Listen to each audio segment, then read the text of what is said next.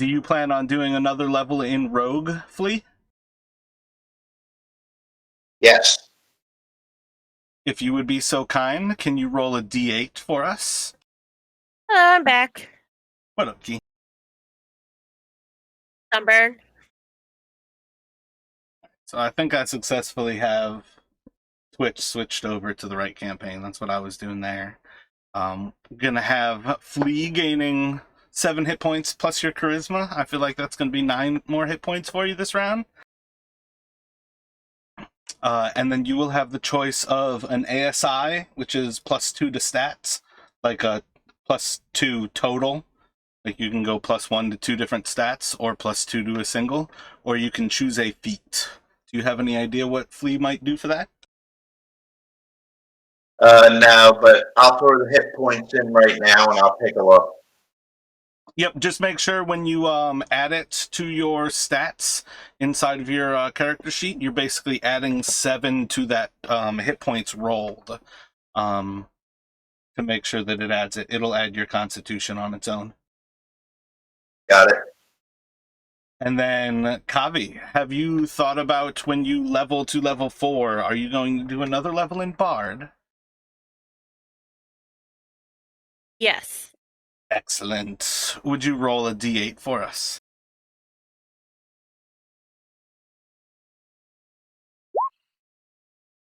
Six more for Kavi. So the same idea, just when you edit your character, you should see on that, I think it's actually the character tab where it lets you modify hit points.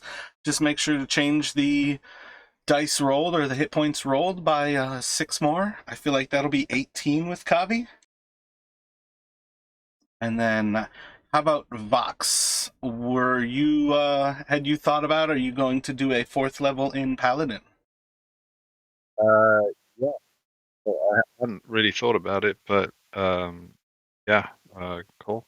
To level up for Paladin. Excellent. So roll a d10 for us. Can you just guide me on how I should be doing that? Is that through Inside of Roll20, there's 2 different options. You can do \R space 1d10, or on the left side of the screen, there's a polyhedron of a d20, and if you just hover over that, it gives you a list of different dice that you can quick roll. Okay, cool. So roll a d10, yeah? Yep, that's correct. Cool. Excellent. So you'll do the same, adding 7 to the hit points rolled underneath your character sheet when you go to edit your character. Has everyone found that little spot without a problem at this point? Is that on D&D Beyond? Yep, that'll be inside of D&D Beyond. If you just click on your character sheet there, you'll see in the top left there's a little cog, and then in the right side, like of your screen, there's a anvil. Either of those will go into editing your character.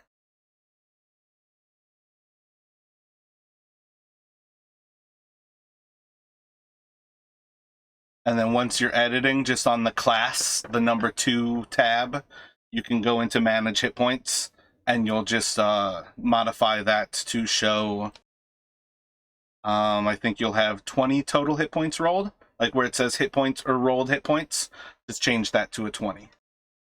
And then it'll do the constitution for you. And finally, we level to 4, sorry. Yep, you'll go to level 4. And this will include as well, like Kavi, you have an ASI as well. I meant to ask, do you have a feat in mind or use for your ASI in mind? She chose Infernal Constitution. Excellent. Can you actually post that? I feel like that's one of the new ones. And then same idea for you, Vox. Do you have a feat or stats in mind? No, I hadn't really thought about it. Oh, good. Yeah, so you guys can take a little bit more time managing those out, but as you come to an idea with those, you can certainly select them to gain those new attributes. Okay, just quickly, one thing. When I add the hit points from the roll, I just add them to the current total there. Is that right? Yeah, I think yours was a 13. You'll just change that to a 20. And that's basically, so far, you've rolled a 20 across your 4 hit dice. Okay, perfect. And then it automatically does any constitution related for you.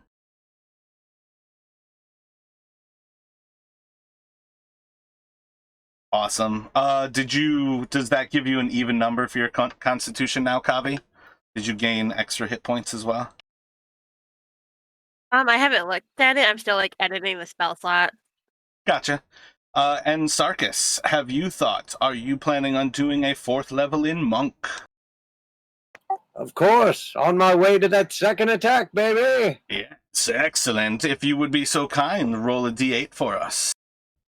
And Sarkis will be gaining the ability to recognize the key around him, and in attuning himself with the key of the world, he seems to negate the weight of his body while falling. Yes, it did. It gave me a boost up to 22 hit points. Very nice. Practicing my Tai Chi, baby. So those are the most basic parts of your leveling. Obviously, you can take time to actually choose those spells that would be changed here.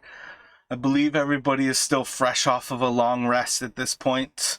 And you can kind of take those times. Oh, actually, I meant to ask Sarkis. Have you any idea, are you going to do a feat, or do you have stats in mind for yourself?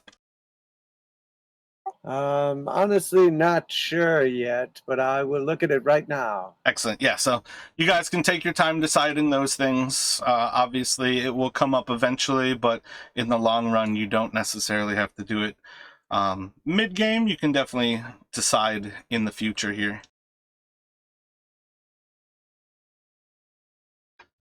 So with that, we will jump into everything.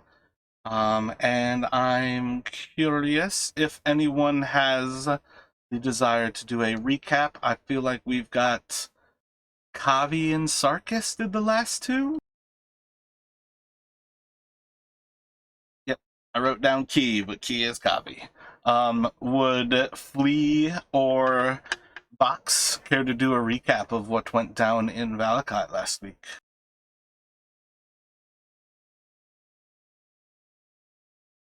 Mine would probably have so many holes in it. I'll definitely do next week. It's a big picture thing, so holes don't necessarily matter. But it is up to you guys who would like to do one.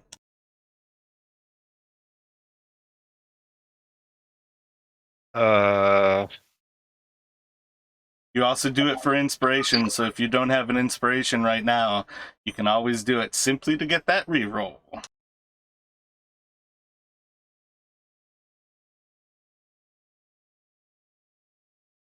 I mean, I can try. So the party, last I remember, had saved. Well, just last week's recap, right? Yep. Okay. So the party was going around town, getting to know a few of the important characters. Went to visit the Burgmeister and his wife. They were preparing for the Sun Festival that's due to take place next week, and we got the impression I'm that sorry, one moment. Lee, do you have your button pressed down to open your mic? Now, I'll go in and check my settings again. My bad, Seamus. If you wouldn't mind, continue. no worries. Yeah, so the party visited the Burgermeister, the head guy who runs the town, found that he was quite involved with himself, and everything pretty much centered around him. And they were preparing for the Sun Festival, which the party got the impression, after speaking with several other people around the town that it was a festival, all the time to try and appease Strahd, but with little to no effect. Seems almost on the point of insanity, trying to do the same thing, expecting better results. The party then visited the local inn to see if they could meet any important people that could guide them on the quest, and ran into some hunters who were agreed after a few drinks and conversation to guide the party to some old ruins that were of interest but had not been visited for fear of safety by anyone in many, many years. The hunters led the party en route, passing the edges of a swamp before leaving them, guiding them on their path, and that's pretty much where we left off. Fantastic. Does anyone have anything to add? I'm pretty good. I thought you nailed all the main points. Thank you.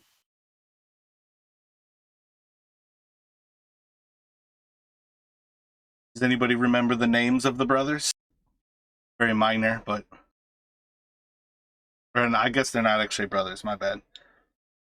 You've Jenny and Solda. Excellent, yes. Yep, so you guys are at that corner, kind of crossroads, just past the bridge out of Valakai, having just crossed over the River Luna. You're probably about a mile or so, maybe 2 miles out of Valakai. Actually, I think this map is relatively accurate measurement-wise. But you are they just started to head down the road that leads off of Old Svalich Road, and you're kind of heading into the forest, and like Vox shared, you are heading into the outskirts of this marsh and swampland as the ground starts to become more and more moist. The bugs are getting a little bit worse as you're clearly getting deep into this actual forested area here. The river is pretty consistently on your left as you head south. It's on that east side of you, and you follow it pretty close with the road. And it's about a mile or so down this road that the brothers stop and plead with you. I keep calling them brothers because of the Wachter brothers. Yevgeny and Sozdar, stop one more time. As we will go no further. We're very sorry, but please do not go this way. Nobody returns from this place you were looking for.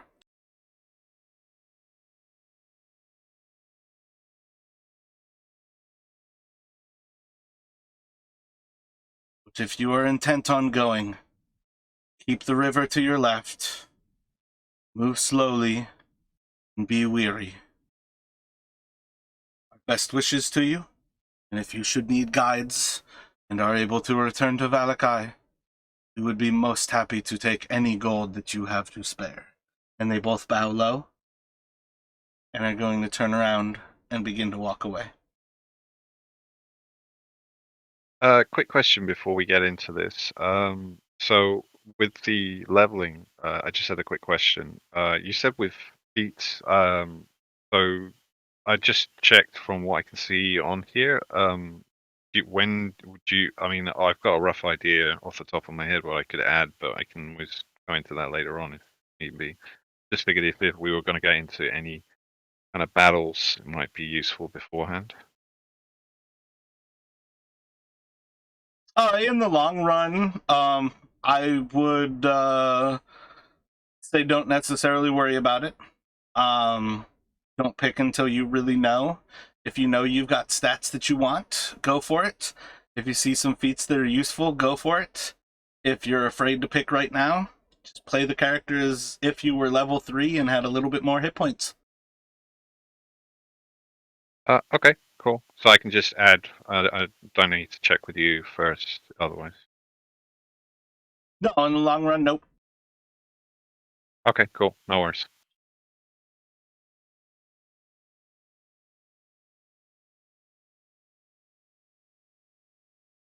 So starting to head off as you all slowly move along the river. There is. Oh, wait, really quick before we get started now. Sorry, I didn't want to interrupt there. I know we're like kind of like rewinded just slightly from where we wrapped up last week, but since you're kind of giving us an opportunity, wasn't there something we wanted to ask the hunters that we didn't ask them at the end? Wasn't there something Flea said or something like that? Or there was maybe something near the ruins, or I can't remember what it was from the very end of last session.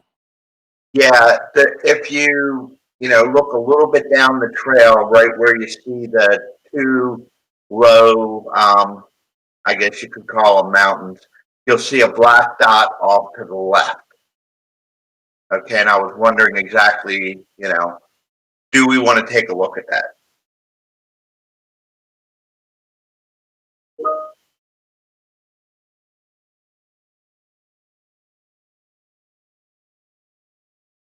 So are you just thinking you would like to ask the hunters while you have them?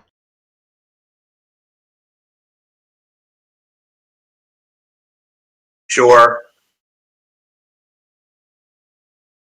How would you like to ask them? What would you like to say?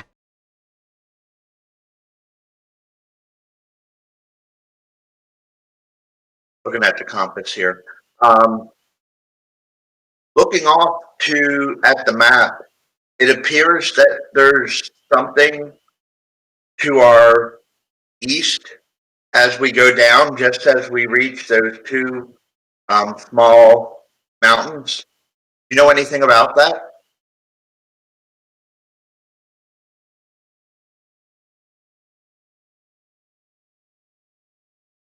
So yeah, you're going off of your memory more than anything. So it's more like kind of a question of, I kind of remember something being near this route. And in particular, you said east, but do you mean west of the route? West. Gotcha.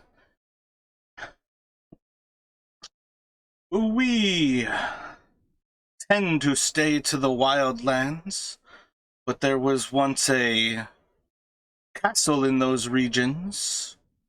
I believe it still stands, though I think their order has been wiped out by the devil. What order was that? It's long before my time.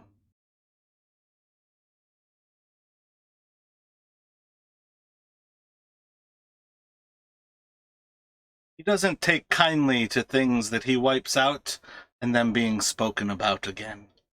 He does a pretty good job of making sure they're removed from memory.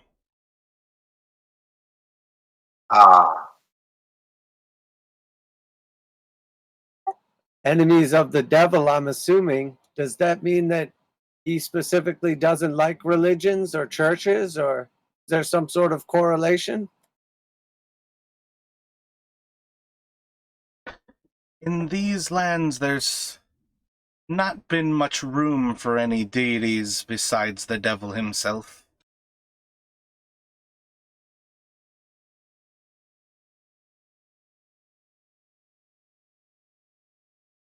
I can understand most aren't much for competition.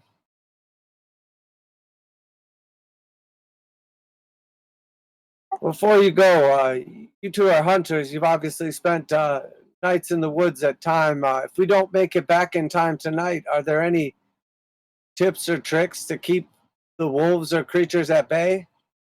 We do not spend the night in the woods. We do not risk getting caught outside of Valakai when they shut the gates at dusk. You should not either. Yes, understood. Understood. That last mosquito that bit me was about the size of my hand, so I can only imagine. Do you have any other questions for them?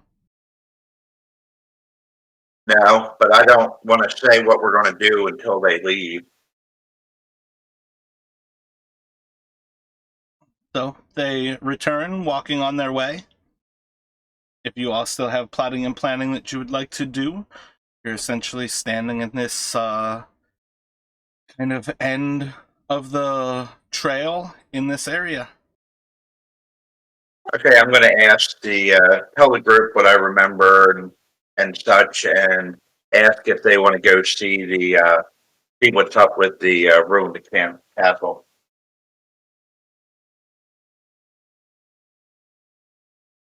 I mean, if we have time, it's definitely close enough from how you describe it that if we're this close, we might as well go the rest of the way.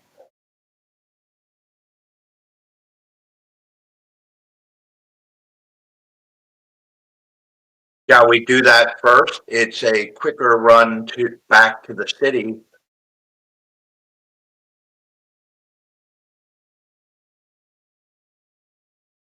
I'm not opposed to it. Do you have some sort of inclination as to what it will be that we might find there?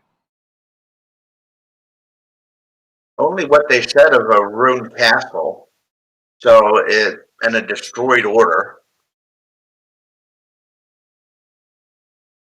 Yes, I suppose giving us an idea as to what opposes Strahd and maybe help us with finding some sort of weakness, as it must have been worth his time to swat the mosquito, so to speak. That's what I was thinking. And just sort of looking up at the sky, can I get an idea as to what time of day it is, or just a rough idea from when we left? It's pretty early in the morning. They left bright and early. I think you guys are looking at like still early in the day, just beyond dawn. Kind of like the last remaining bits of dew. For difficulty's sake, Flea would know it's about 9:30 if he had a watch.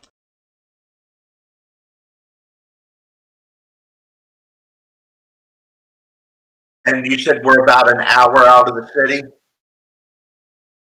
Yeah, I think like a hour and a half kind of thing. Okay, guys, what do you think?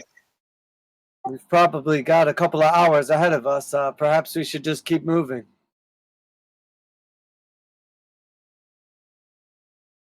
Okay, where are we going?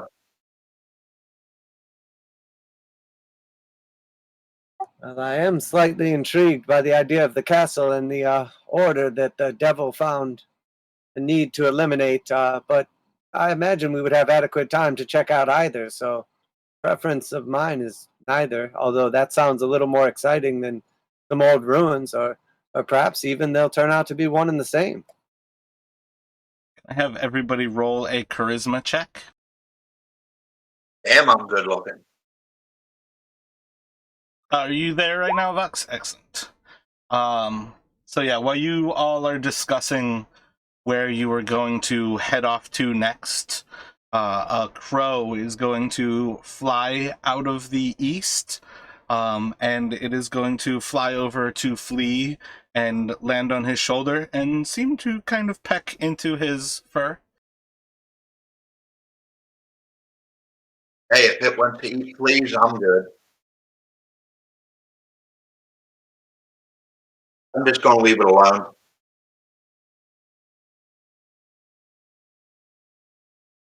A friend of yours, Flea, was under the impression felines didn't normally take that kindly to birds. Anything that eats a flea is a friend of mine.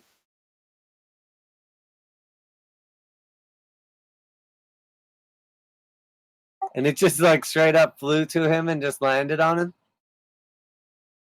Yep, while the four of you are just kind of looking at each other speaking here, it just kind of landed off on his shoulder.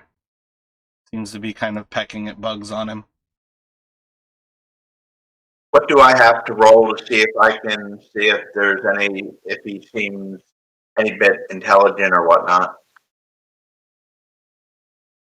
I think that would be more like what kind of things are you testing at? I mean, you can do an insight check, but just insight checking without telling me what you would like to accomplish is going to be a much higher DC than like if there's something you are interacting with it on. Well, I want to, interact with it across the next, little bit to see if I can get any inkling of intelligence from it. But what I mean is like how? What would you like to do? Are you feeding it? Are you testing it? Like in the real world, we know that crows are capable of incredible problem-solving abilities. Yeah, no, I would be probably feeding it a little bit, stroking its neck, trying to talk to it and seeing what kind of responses I'm getting from it. What kind of things are you saying to it? Where are you from? Where are you going? Looks off to the east and it caws. Where are you going? And picks at your neck. Who is your master? Still kind of picking at your neck. Are the fleas good? And caws. Were you sent to find us? Kind of tilts its head a little bit to the side. Who sent you, little one? Picks at your neck.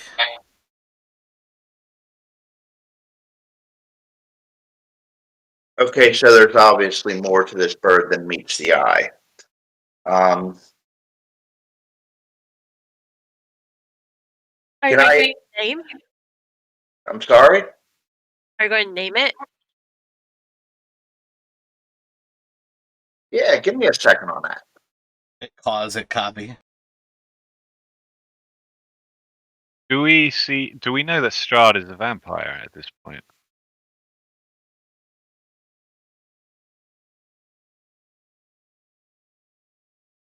DM. I do not believe anybody has gained any particular information as to what his status is. I believe you all understand he is a powerful being.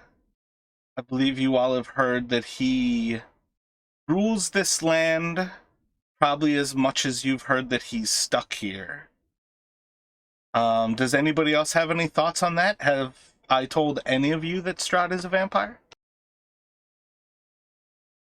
Not me. Not that I remember. I think my only references are to his ability to be a devil and maybe some pointy teeth, but I'm not even sure about that. I think that sounds right.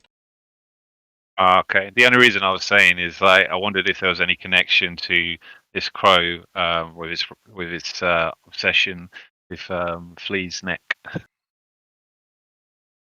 Oh, I'm going to name the bird Charlie.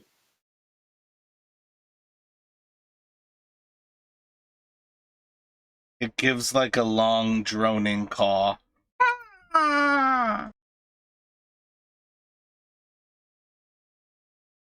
Wait, what do you say? What are you saying there, Vox? That think this might be a spy of the enemy? I don't know. I just seems like this crow has an unhealthy obsession with Kavi's neck. Maybe it's just its way of showing affection. Oh, it's not Flea, not Kavi. Oh, sorry. I meant Flea. Apologies. Kavi. Was that a good kind of like a mellow call or an agitated one? Roll an insight. Seems to be a good caw.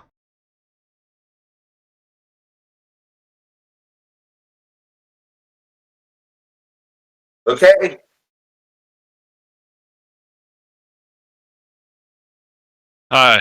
Ignore me. It's been a long morning already, and perhaps I'm seeing things that aren't actually there. Yeah, I don't know. I'm sort of paranoid too. A bird just flies up out of nowhere and just lands here. Like, pops over onto Sarkis. Like, standing on his head. Looks down over his eyes. And, like, upside down, right in front of your nose. I'll like put my bottom lip up and like blow as hard as I can past my mustache. Yeah. Biggest snot booger. Flea, get this thing away from me. Come, Charlie. Come, Charlie. It dodges the snot as it flies out of your nose, and it's just gonna start to flap its wings, and it's just gonna fly off to the east.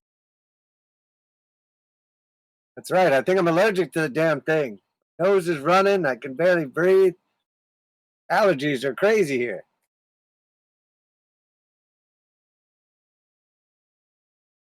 Now, would the monk be able to sense if there was any evil to this thing?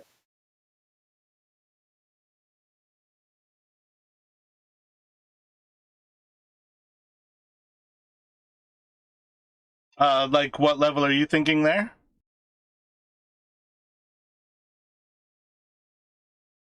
I don't know. I was just putting a question out there. Okay, guys, where are we going?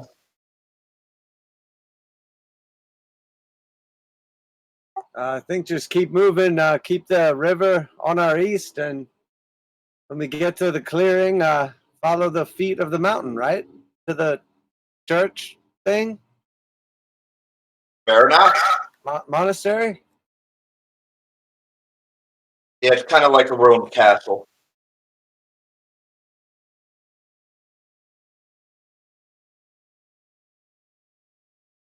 Sounds like a plan.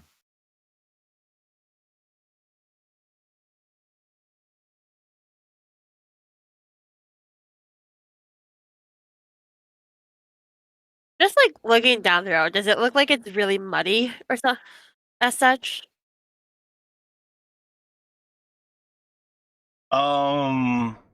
Not sure there could ever be a reason to call for a perception here, but yes, you're walking into a swamp.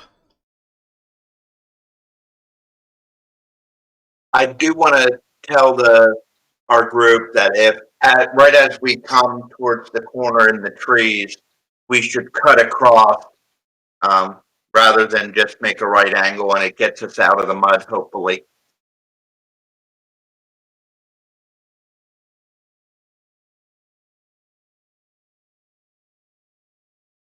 Sounds like a good call, Lee.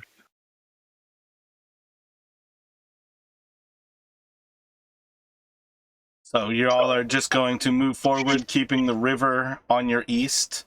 And then what was the thought there for diverting? Right at the end of the trees, divert then. I want to stress again, you guys saw this map a few days ago, and it was a representation. You guys don't expect the trees to just end and be like, this is when we're going to turn. Or to be walking and then all of a sudden see two hilltops and be like, this is when we need to turn. It's a representation. Okay, then realistically, we should probably wait till we start to see some hills and do something then. Yeah, like you guys understand that you're going to be walking by a river inside of a forest, and it's going to get hillier the further south you go.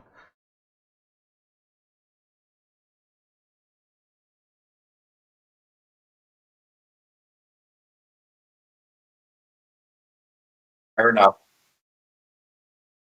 So as you all head forward, if there's somebody who would like to lead the survival checks, that would be great. If anybody has proficiency, or somebody else has proficiency, somebody with can assist another player with. If nobody has, I would say Lee is likely the one to lead.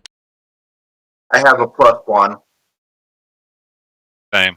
Not talking about Sorry. the plus. I want to know the proficiency in particular. If you have proficiency. I do.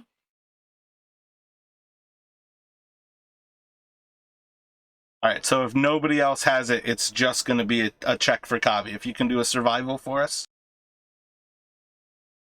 Got that sweet, sweet bard life.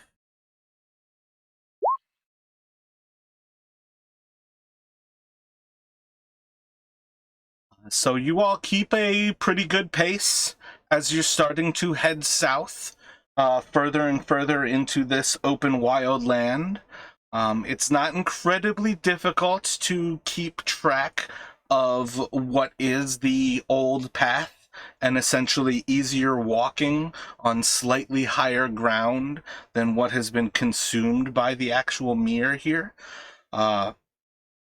And over the course of the next hour, you all make that good headway. You feel pretty confident that you're going in the right direction. You've not yet started to come into anything that feels more or less hilly. You've been pretty good at keeping the river at very least within earshot. What would you like to do after that first hour?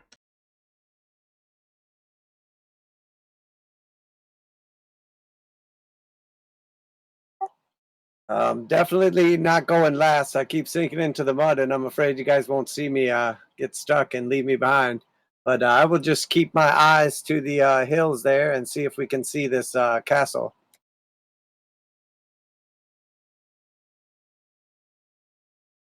As you all are moving in this area and you're going kind of deeper into a little bit of a valley, moving with the actual river, the fog doesn't seem as malevolent in how it closes in on you, but there is definitely consistent mist into the actual mountains, and your actual view is almost just as limited staring deeper into the trees as it is trying to get views out of the clearings that kind of pop up here and there, where you would be trying to like look to see if you could spot the mountains that you expect to see in the south there.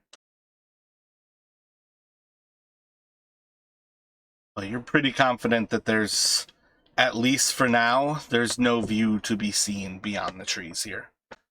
You're more or less like in that kind of crushing feel of claustrophobia as the trees and the mist kind of work in concert to close in around you. I will keep my eyes out low here, and you guys watch up high there. Tell me if you see anything.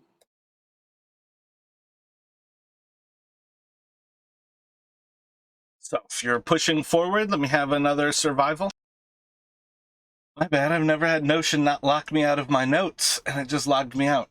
I think I'm back to it. Let's see. The next kind of hour passes by. You all feel pretty confident that you're making it close to this area. There's certainly like lower points in the trail, and then you start to actually climb up little hills. The river seems to be moving away from you. You're vaguely sure that at some point the river is going to kind of turn at least a little bit to the east, and there's definitely times that it seems like the river is moving away from you. But the trees still seem close. There's occasional views out within clearings, and want to say you see mountains within the mist, but it seems almost like mirages in the actual clouds. But just through walking, they could like tell elevation differences, even if it's slight. Yeah, I mean, it's the type of thing where you can vaguely understand you're walking uphill right now, and it feels like you're walking uphill more than you're walking downhill. But it's definitely a mix at this point where you're like, I'm pretty sure we're walking uphill, and it's been mostly downhill. I think it's time to take a turn. Did you say time for second breakfast or first lunch? I meant turn as in head outward from the river. Oh, okay. Yeah, I'm sure we're almost there. We can just stop later. Yeah, that's fine. I'll follow the way. Is everybody okay with that?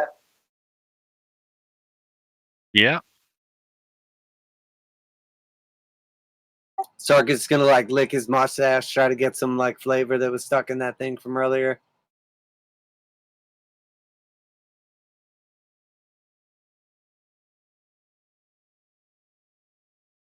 I'm going to ask the group if they think I should try to call and get Charlie to come back.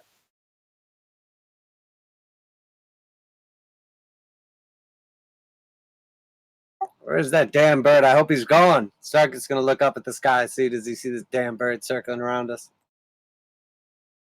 Roll a perception check.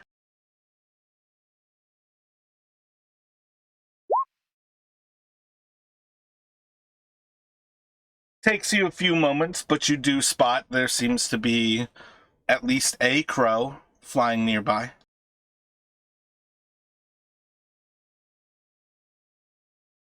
Wait a minute. Is that him? Is that the same one, Flea?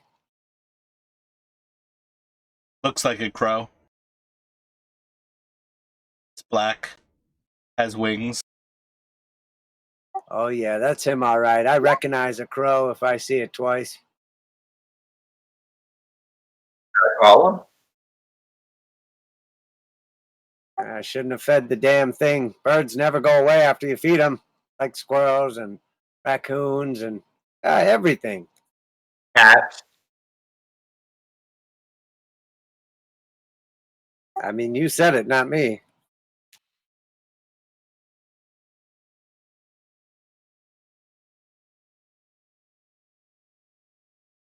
Okay, what do you guys think? I think it's probably circling us, hoping we die out here so we can get a snack. I want to ask him where that castle is. It's a bird. He's not going to know where the castle is.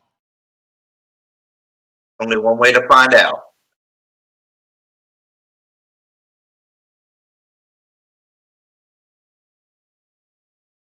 Okay, I'm going to call Charlie. What are you doing? Just kind of whistling a bit and saying, Charlie! If you haven't gathered Al, I'm trying for you to do more things in character and less telling me what you, the player, would like to do with your character. Charlie! Charlie!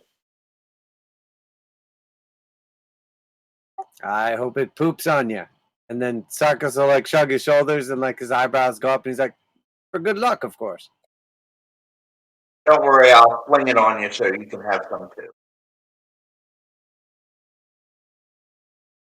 Vox takes a side step away from Flea just in case. I think it's on takeoff. Seems to fly around you all. It's not like close to you. It's not far. You occasionally see it, but it doesn't seem to be acting any differently. Okay, let's carry on.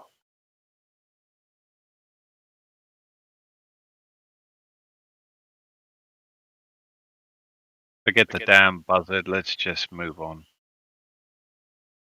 I just want to point out during that whole time, Poppy was using rope to hike her skirt up, so it's no longer dragging.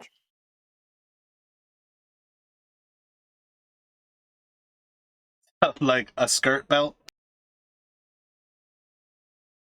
Yeah, more scandalous. It's above the knees now.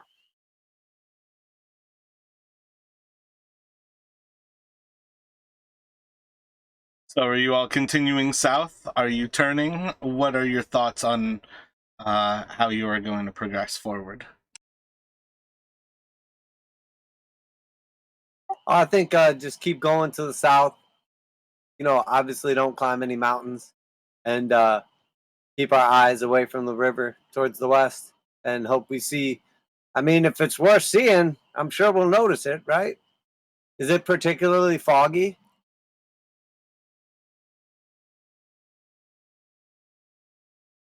So on a constant basis, you can't ever like see a horizon in this place.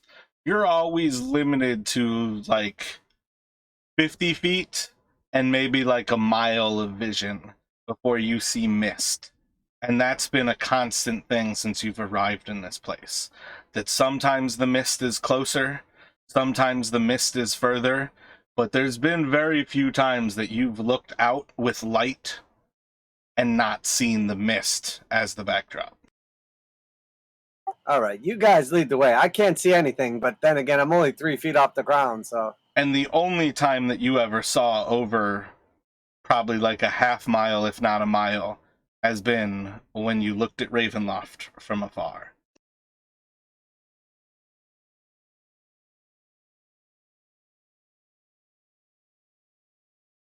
But continue south. If that's the thought, let's do another survival from Kavi.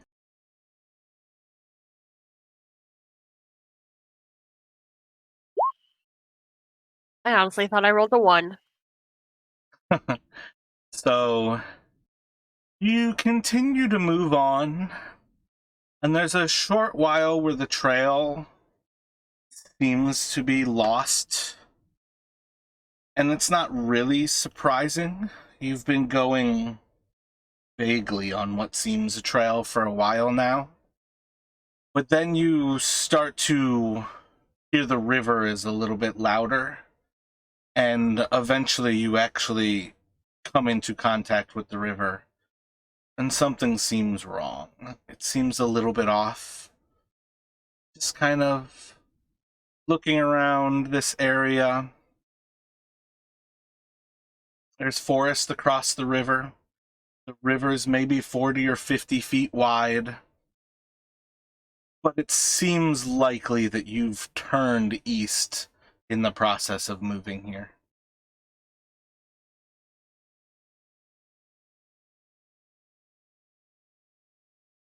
Wait, aren't we on the west side of the river and the river's on our east? Yep, that's what I mean. Like, you're facing the river, like you come into contact with it, trying to walk forward. Do we see any kind of mountains or anything? To the, I guess now that we're facing the river, is there like mountains to our right, close by, or anything? Do a perception check.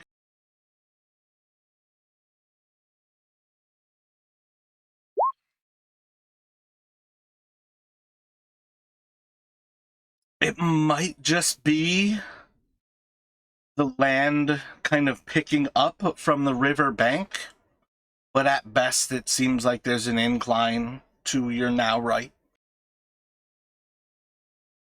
Oh, Jesus, we're all turned around out here. Probably lost. I bet whoever drew that damn map never even left Valakai. It would have been in Barovia, the village of Barovia.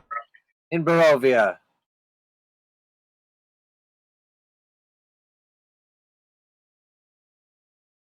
If I'm gonna get eaten by a wolf, I'm gonna get eaten with a full belly. I'm having lunch.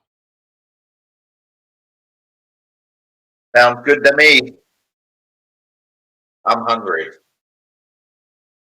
Give us an opportunity to sort out this mess. Can I do a nature check to see if the river just like naturally changed course by like gauging the riverbank?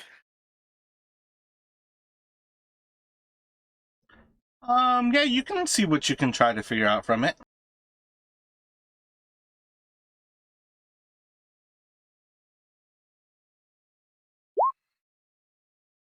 So there seems pretty consistently to be trees and shrubs and things growing along the banks of the river. It doesn't seem like there's any like washed out corners where the dirt's like being eaten away from the bank. Seems like just kind of a slow elevation gain to each side of the river where you're at and where you're kind of like facing towards it at this point.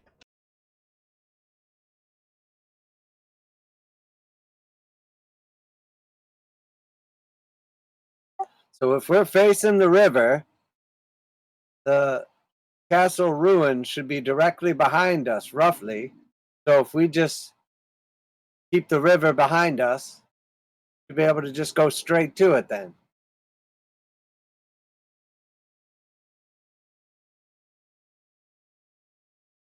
Yeah, sounds good. And if we run past it, if we hit the road, we just follow the road.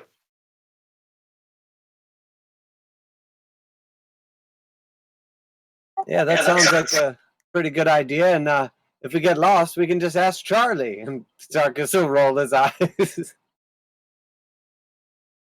Charlie!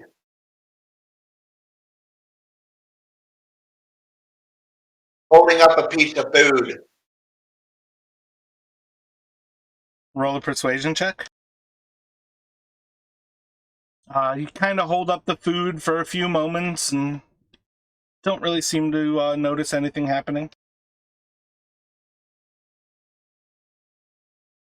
Third.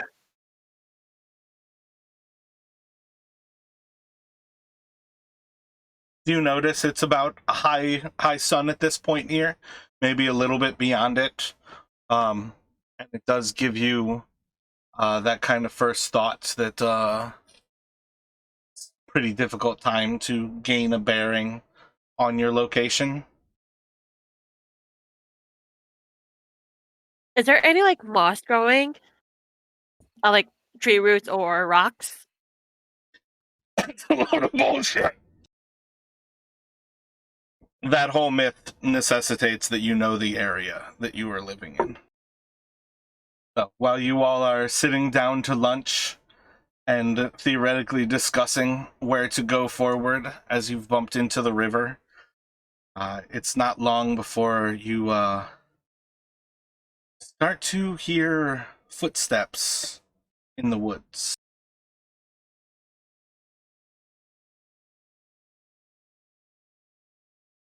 Anyone hear that? A little bit to the northeast, you hear like essentially like more like the sound of like some twigs breaking as a foot steps down onto it. Something's out there. Is it like someone's running or being more like stealthy and kind of like hunting? Roll a insight.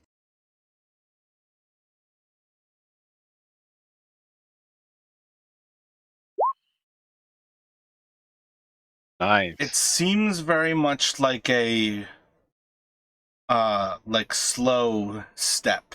That there was just like a moment where there was that, damn, I can't even click my tongue like that. Like the snap of wood as if someone were stepping down their weight and inadvertently hit a twig.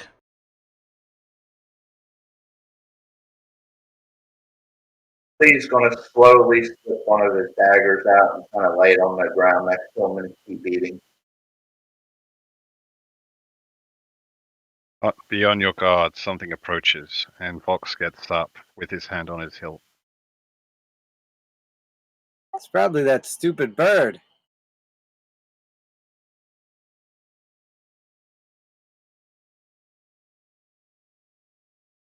Javi keeps an eye on the direction, but she breaks a twig and she breaks a stick in return.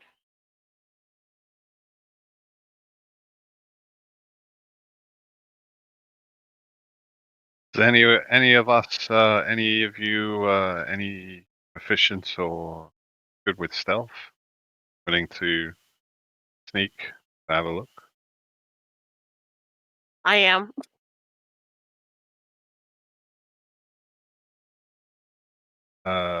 Vox then mentions to Cavi, Cavi, would you mind taking a look if you can be stealthy?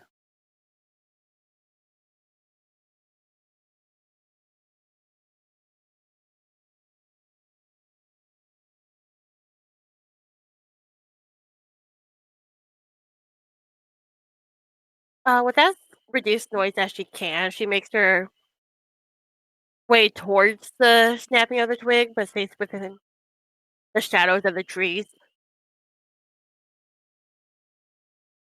You like hear Sarkis kind of mumbling to himself, but loud enough for everybody to hear it. That's a great idea. Let's go out to the woods and then split up. So roll a stealth check. And probably a perception check as well.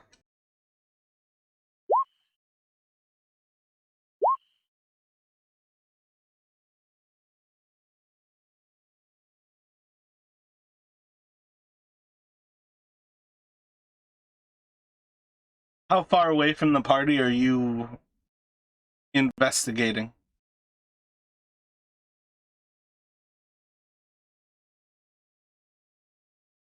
You going like 30 feet to gain the first sight?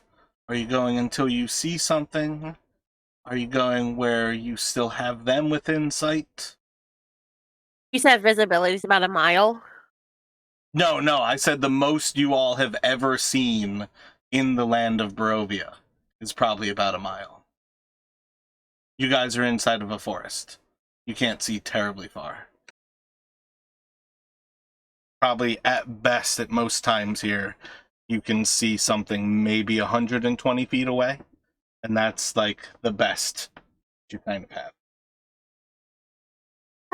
She'll probably go about 60 feet away.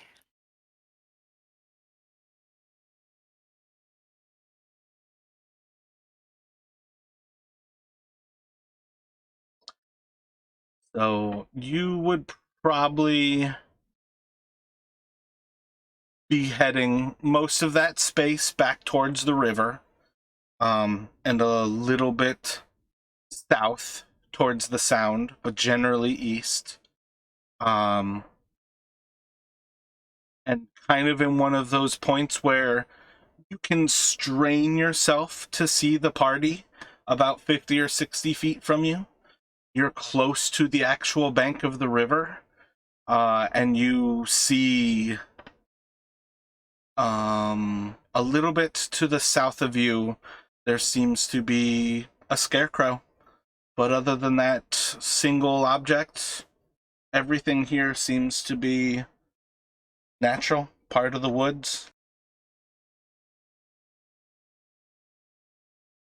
But you just see this stuffed creature, vaguely representing a human.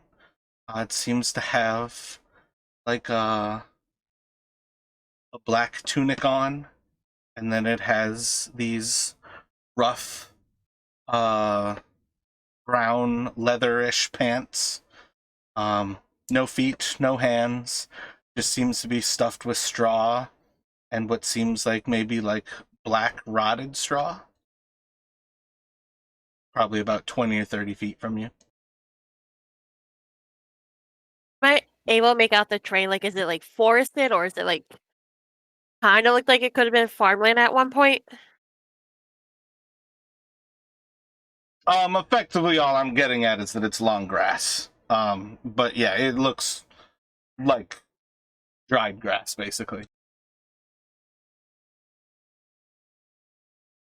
All right, she'll make her way back with the same, like, probably a little bit faster, but with the same amount of caution.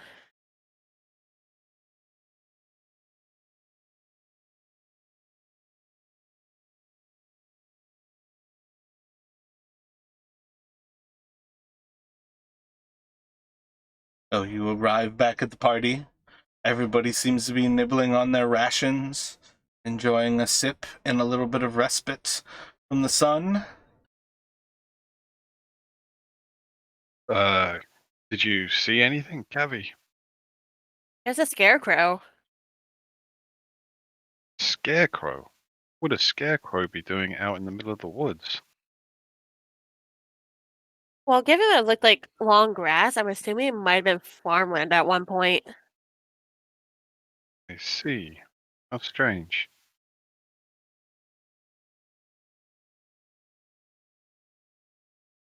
So nothing to worry about, I guess. Yeah, it seems kind of weird that it would be out here in the middle of nowhere, but kind of reassuring knowing that I'm not the only one who doesn't love birds.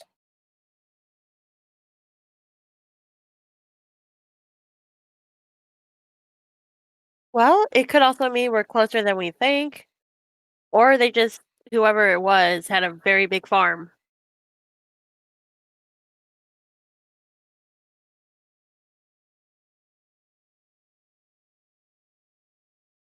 But no sign of what could have made the sounds we heard earlier, I suppose.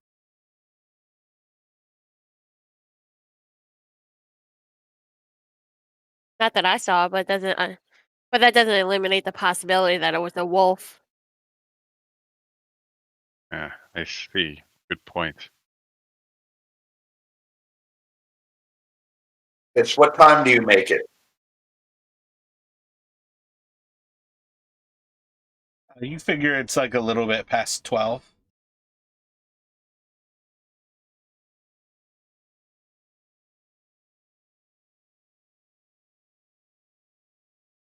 Well, thanks for checking anyway, Cabby.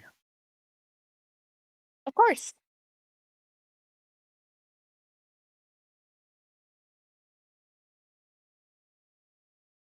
Probably, is that Scarecrow and Bowshot?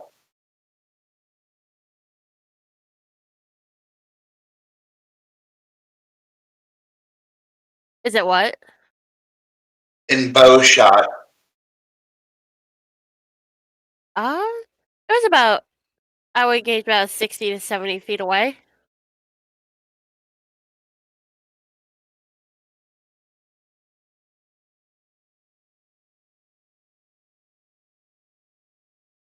Am I correct with those estimates, DM? Correct enough that that's what you said to flee?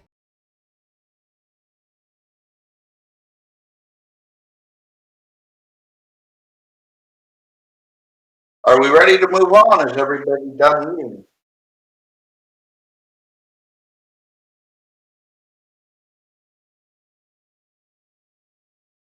Yeah, I'm ready to continue on our journey if everyone else is.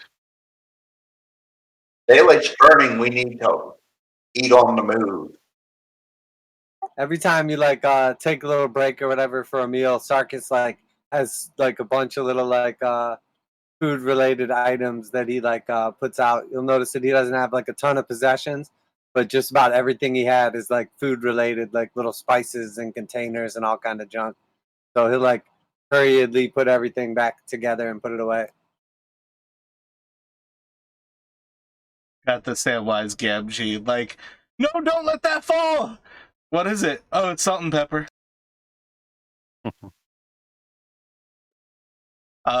So yeah, if you all are ready to start heading on your way, putting the river to your back, you can do another survival.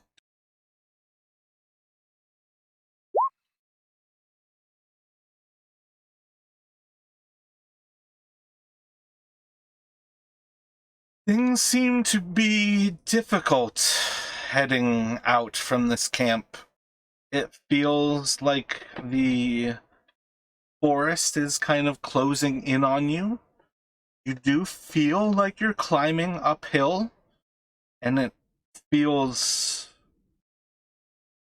as if the trail is fighting against you, as if the vines and the prickers are like growing up in front of you almost, and compared to the other path that you were following along the river, this leg just feels slow and labored. But you feel consistently like you're walking uphill. You feel consistently like the river is left behind you. It seems like you're making ground towards that western area.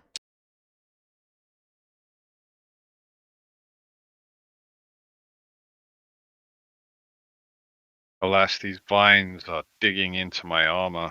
God, help us. Let us get to our destination, I pray, soon.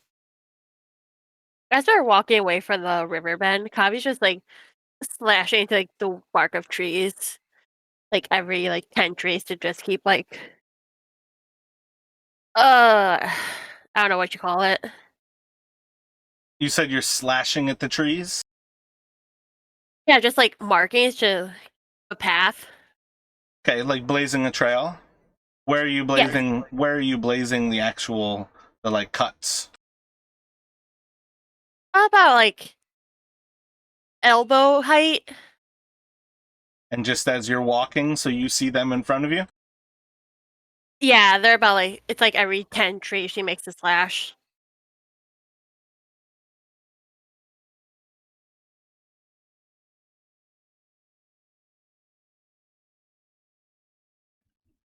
And Vox, can you roll a religion check for me?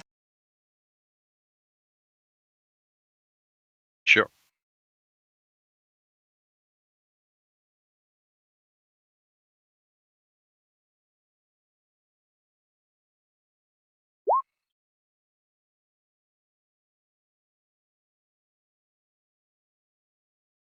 In the most troubling of ways, your just like thought of a prayer to Helm seems to fall on dead ears, as if he's separated from you in a way that you've never sensed before. And trying to gain a sense of what is happening in this place, what could be the cause, it's very troubling, and you almost hear just a cacophony of voices in your head that are mocking you. What strange magic is this? I hear voices, but please do not think I'm crazy.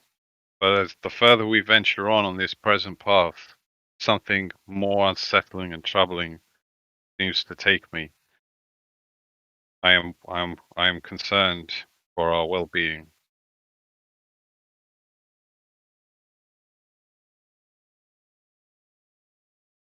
So what do you want to do?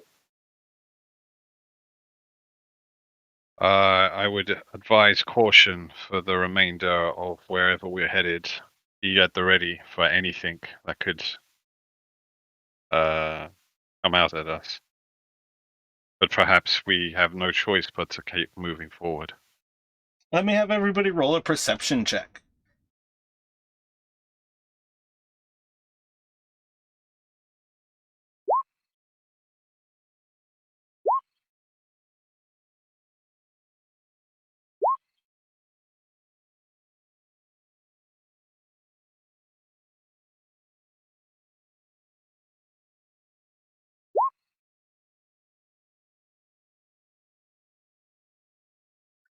Just kind of looking around at Vox's caution, just trying to gain a sense of what this eerie place is about.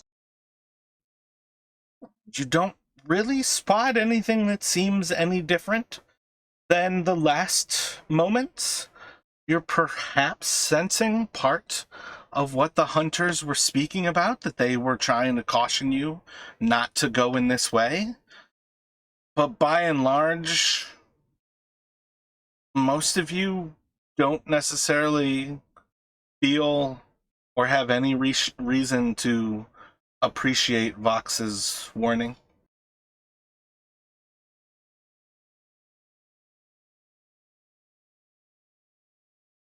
We're probably nearly there at this point in time. I mean, it's not like we should turn back unless you guys want to, but if we don't make it soon, we could stop for lunch. I would definitely advise stopping anywhere at this point. We must move forward. I can tell you, whether we see the threat in front of us or not, there is something definitely near.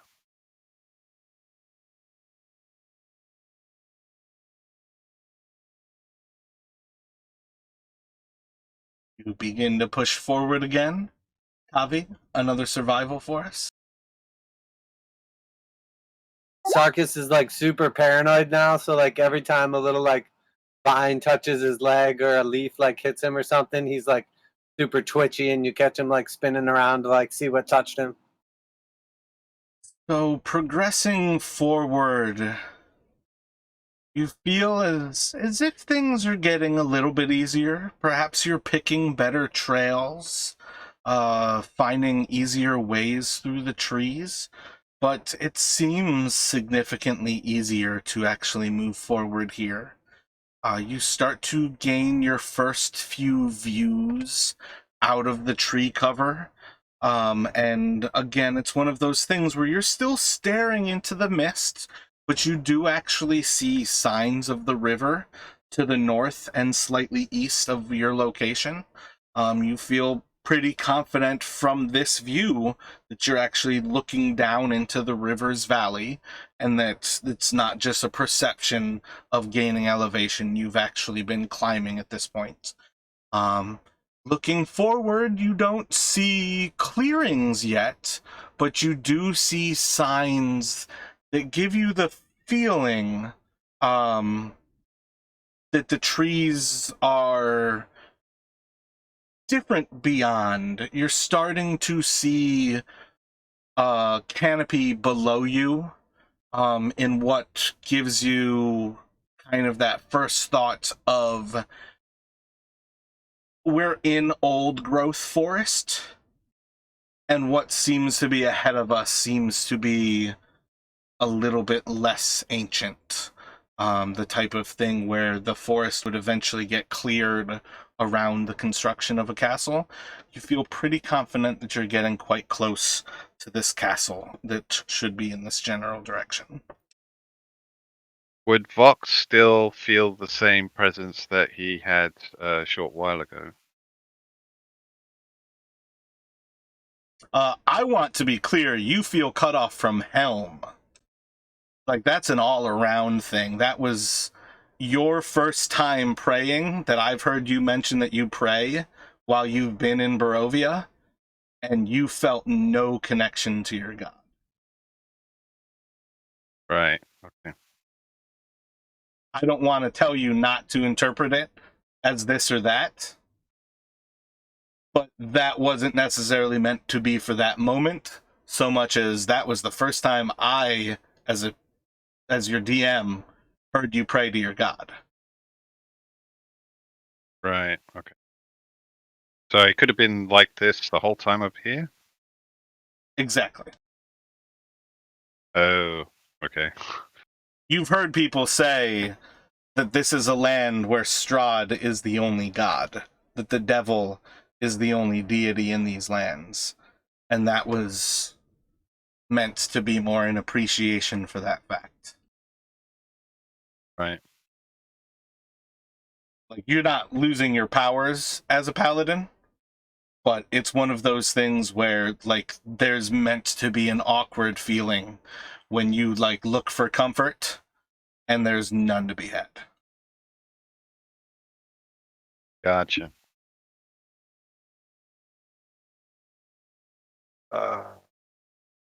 I would still advise caution, my friends, but maybe perhaps I was a bit overcautious in thinking something was nearby.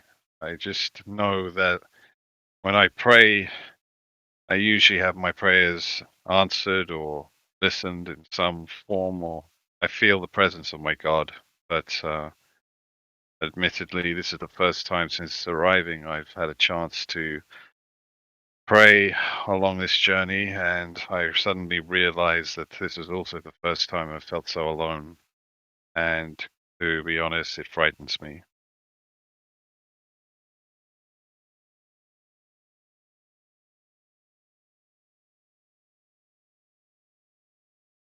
But please, let us continue. Do you normally hear responses from your god, or you get a feeling, or? Yeah, I feel it. I feel it in my bones. I feel it in my hands, and when I'm in close contact with in my mind. But nothing. I feel nothing now, and that just concerns me for the place that we're in, maybe the land in general. I would advise us still to always have our guard and wits about us, for that can only mean something so powerful that could block such energies from me could be something to be very, very concerned with. I don't mean to pry or downplay your relationship with your god, but are you sure you ever felt anything to begin with? I don't mean to be rude. I'm not questioning your faith, more maybe my own. Vox looks at Sargis for a moment with a puzzled look and says, "Well, of course, my short friend. Um, perhaps it is just in my head. I did suffer quite the trauma a while back, and I don't know. It feels to me like whenever I've needed the help of the God I pray to, he's always listened. But I don't know. Something seems different about this place. Whether my prayers are heard or answered is probably not as important to this feeling that I have of deep nothingness. This land is surely cursed. I don't think we've fully discussed your background with Sarkis, but just as kind of like a general thing in dealing with like clerics and paladins, like the holy classes have direct contact to deities, and it doesn't really surprise people like to have access to deities as far as like Faerun goes. I know we vaguely talked about the fact that Sarkis was potentially from Eberron, and kind of just moved away from it as the other character who was like 100% an Eberron race dropped out. But that's kind of one of those weird things where gods manifesting themselves as avatars on the physical plane is kind of like a once in a lifetime thing, but it's never like far off from like the collective consciousness. Not that you necessarily have to roleplay it any different, but I do want to throw that out there as far as like there's probably not atheism on the same level. Yeah, I don't mean to doubt you. It's just I sort of spent my whole life in a monastery and always heard stories about interventions and gods and powerful beings. And I guess just as I got older, I realized no one ever leaves. So all the stories must be, pardon my language, but bullshit. Because if no one ever leaves, how are there all these stories of great adventure and gods? And I guess I just never felt any direct intervention myself. So I left that place to see the world for myself. Well, I'm still young, of course, and I'm, everything's just been so confusing since then. I don't mean to put this burden on you. Box laughs and says, and pats Sarkis on the back, saying, "Of course, my friend. If anything, I can't know for sure, but you know, it's nothing is truly understood as much as nothing I fear in this place is truly understood." Don't doubt yourself because of the ramblings of an old man. If I knew anything, I wouldn't be here, I'll tell you that much. uh, As Sarkis says bullshit in the previous part of the conversation, you hear from behind you the little caws of a crow. Ah! Ah! Ah! Ah!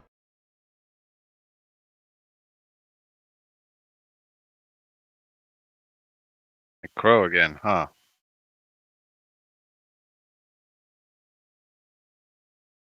Well, in any event, I have my reasons for my beliefs, and perhaps one day I will share them with you.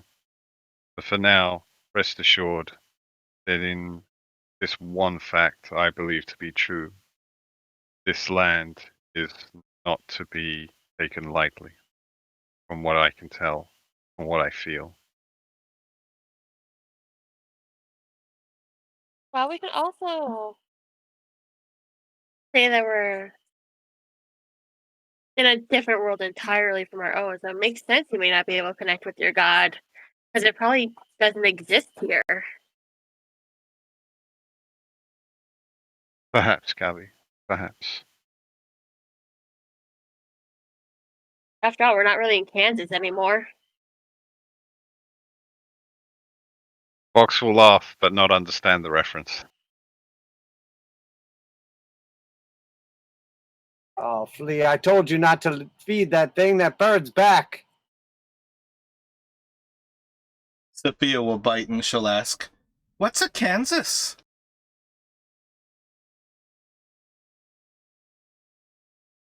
That just means we're not home anymore.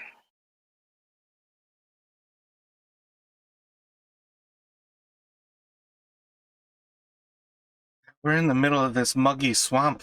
You ready to push on?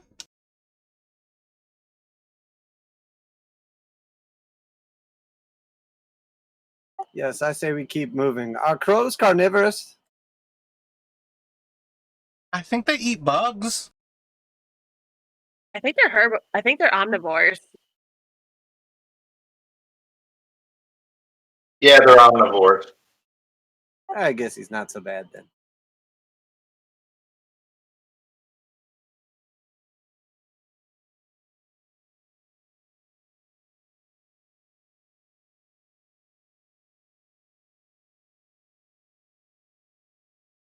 Sophia's gonna reach out her hand and just kind of like rub a couple of fingers together, and the crow's actually gonna fly over to her.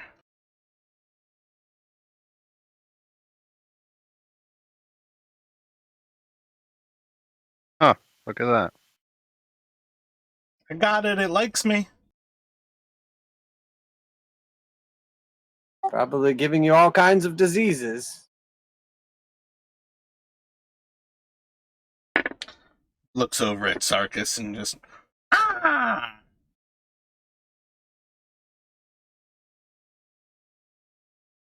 Javi just giggles as it mentions. Careful what you say. They're smarter than you think. Dark is gonna like open one eye real big and like stare at it and kind of like half tuck himself behind the closest party member, like in case it lunges at him.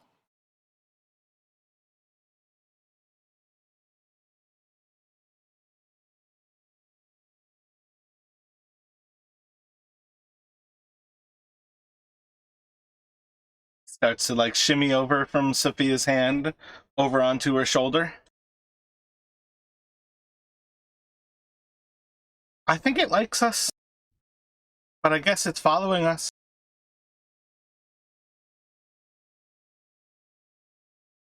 Has that been the only bird we've seen at all? You've seen crows. Okay, just want to make sure that wasn't like the first and only one we've seen so far. Yeah, I think you all saw a collection, and crows have the sweetest fucking name. It's like a gallery, or it's something like nefarious is the name for a group of crows. It's fucking amazing. Like a senate. I think it's a senate of crows. But you've seen like a group of crows, I think outside of the windmill. I think you saw a collection of crows as you were on the old Svalich Road getting close to Valakai. You would have seen crows inside of Valakai, and then you've seen a lot less since you've left, but you've seen at least like single crows here and there as you've left Old Svalich Road heading south along the River Luna. It's a murder of crows. Yes, excellent. I still think there's something that's a senate of, but yeah, murder is definitely better than a senate, and I might have just been thinking of Caesar. Pretty cool.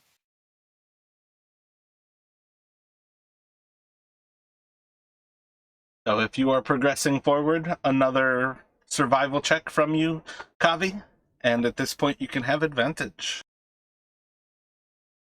So you start to press forward, and you start to feel like the first signs of kind of moving downward, as if you've peeked over this kind of general hill. And there's still feelings of like thick undergrowth. It's not as rough, but a good portion of this next bit is definitely struggling through thicker undergrowth, until eventually you see a stone structure ahead. It seems to be a large square building,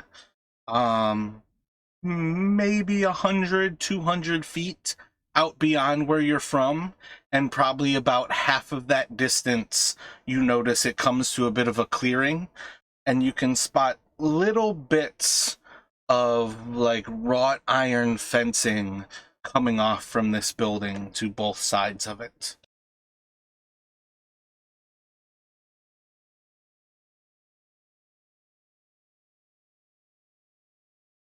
Do we see looking either direction, is there like a gate?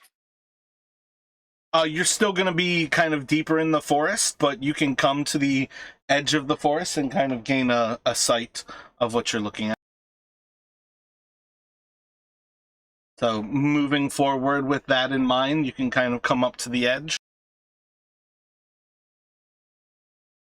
Javi looks back, she says, I'm going to go a bit ahead.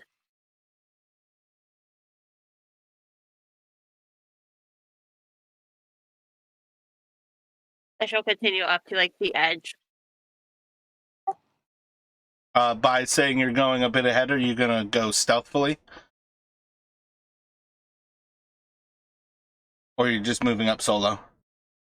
I still move up solo, but still like also keep like an ear out for the others.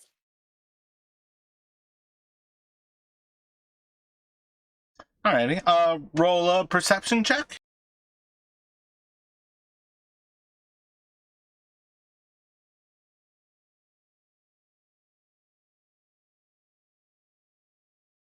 You try to keep a good sight on where the group is, sort of at the peak of the hills kind of behind you. And you do progress forward towards where the trees start to clear a little bit more fully. And as you get closer, you see signs of a creature seems to be on top of that building. It's got a pretty massive tail that seems to cross around and almost wrap from like your right to your left around the building. And it seems to have its wings somewhat kind of pulled tight about its body, but it seems to have pretty large wings, and it's roosting on top of this building. Seems to be like green, almost like a dark green about the shade of like a evergreen.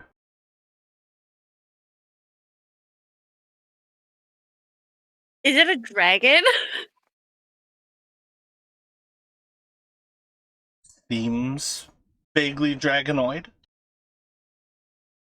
Can do a nature check. Kind of look over its body. It seems to have the 4 legs of a dragon.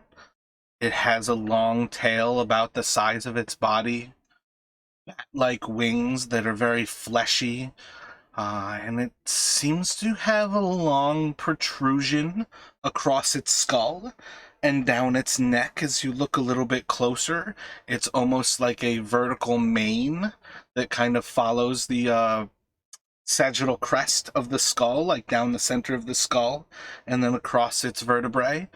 But it seems to... It doesn't seem to have the anatomy of a green dragon, but it seems to be a green dragon.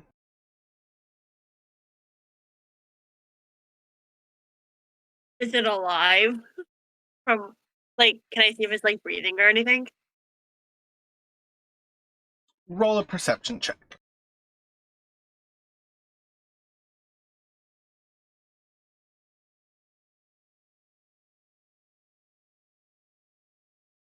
Kind of spend, feels like hours just trying to hold your breath and hold still, holding your eyes locked on this creature, just trying to be as still as possible, looking for the slightest bit of movement. And it's extremely tense. Your nerves are just going crazy watching this thing. But you watch it for 5 minutes? 10 minutes? It's hard to tell. Doesn't seem to move.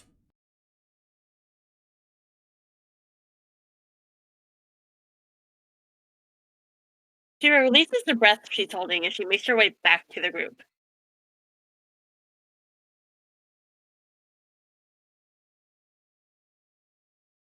So that still would have been kind of approaching the clearing. You still wouldn't have made it to the clearing.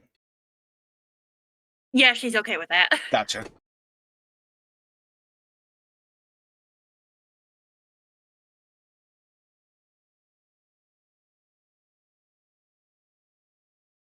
So obviously you can recount that all to the group. You don't necessarily have to take time to recount things unless there's particular stuff that you were holding back. I feel like it's always kind of assumed that what I say to anyone in chat is kind of relayed on. So what are you all thinking as Kavi describes this not quite green dragon on top of this stone structure?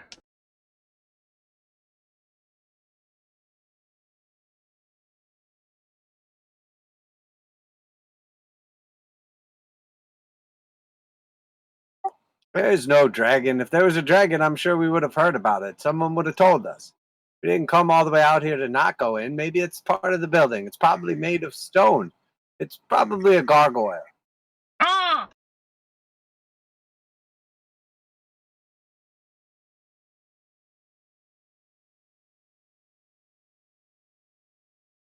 Fox raises an eyebrow.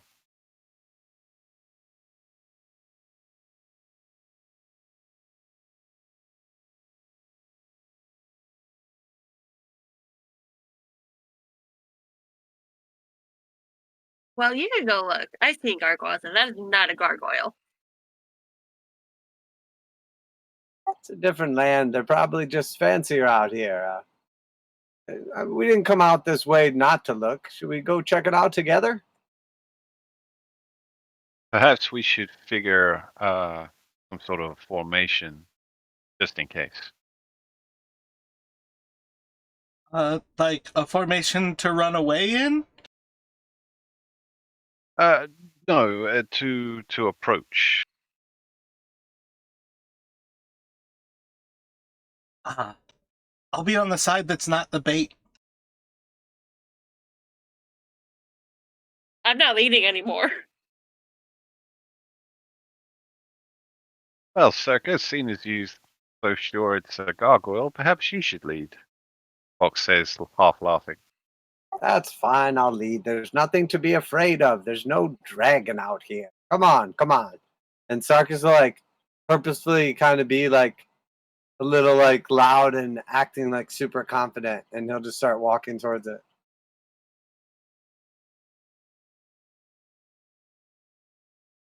I commend your bravery, and Fox will follow. I'll follow, but at a bit of a distance. So as you get closer and closer, closing that like first 100 feet or so of the forest, you start to see this actual building that the dragon seems to be sitting atop. Getting closer and closer to the clearing, you do start to see that this fencing kind of continues off from this building, both to... Oh god, all the directions are starting to confuse me. Off to the south, until you see that it reaches a much larger building than the one that the dragon is on top of. 2, maybe 3 times as high.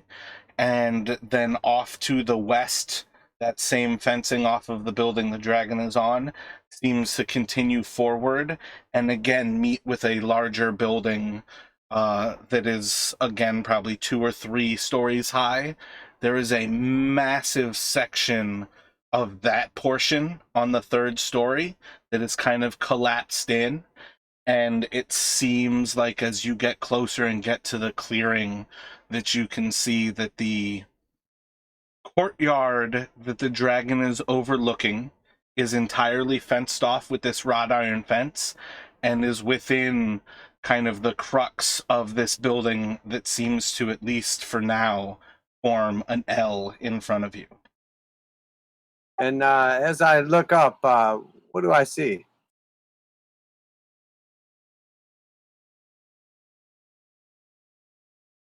My bad. What do you mean? I'm trying to see if this is really a dragon or not. Oh, like you've basically come across the clearing. It doesn't... It seems to be As Kavi said, like, it doesn't seem to be a dragon. See, it's not a dragon. It's not even moving. It's part of the building. Just a gargoyle. There's nothing to be afraid of. Well then, after you.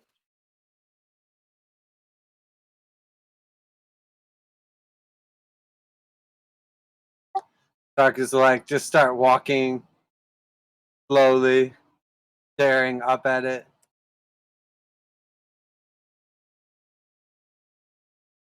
As you get closer, you see signs that the building isn't in like a proper square. It's actually a little bit more almost star-shaped, or perhaps like a cross. And it seems to be that the dragon is sitting atop this building, looking over from beyond that. But for now,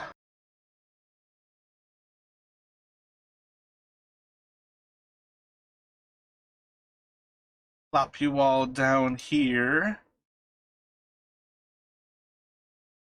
and you'll be in the northeast.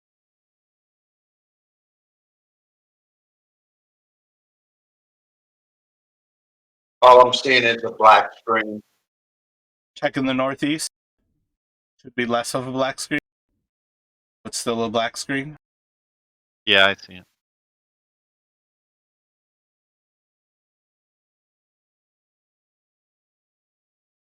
And that's how I knew for sure 100% it was not a dragon. But as you walk out of the clearing and you get a little bit closer to this area, you see signs that there are graves inside of the cast iron fencing. Fencing's probably about 7 or 8 feet tall. Climbable, but it'll be rough. It'll be an effort.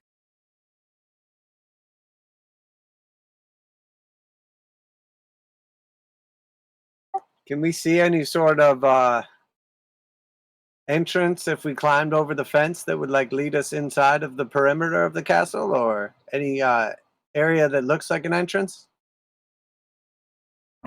So if you're kind of maintaining just inside of the tree line, you can kind of walk north and south to try to get a better like view past this building. But the dragon's building that it's on top of is somewhat like blocking most of your view at this point. But from what you can tell, if you head a little bit south, there does seem to be stairs into like the main large portion that's south of the dragon. Is the dragon just here on the map? Yep, it's yeah. That's, I was trying to reveal it so it shows like the edge of the building that the dragon is effectively on top of. Okay. Looks like we may be able to gain entrance if we travel down this way, possibly climb the fence or find a break in it. And Sarkis will start like leading down that way. Do we see any way to get in without going into the fence? Effectively, what you all are looking at right now is what you're seeing, which is just walls and turrets, in general, kind of defensive things.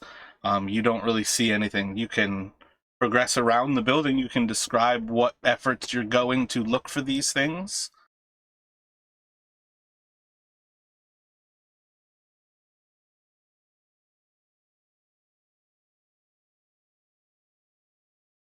So head south, party, and try and find a way in.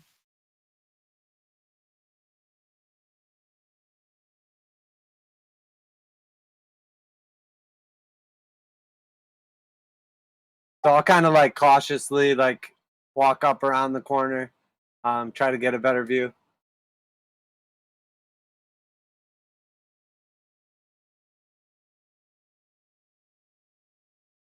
So as you start to head around that actual corner, you see a little bit more of this courtyard area. It does seem clear that there are stairs leading around a small section that protrudes from that eastern wing.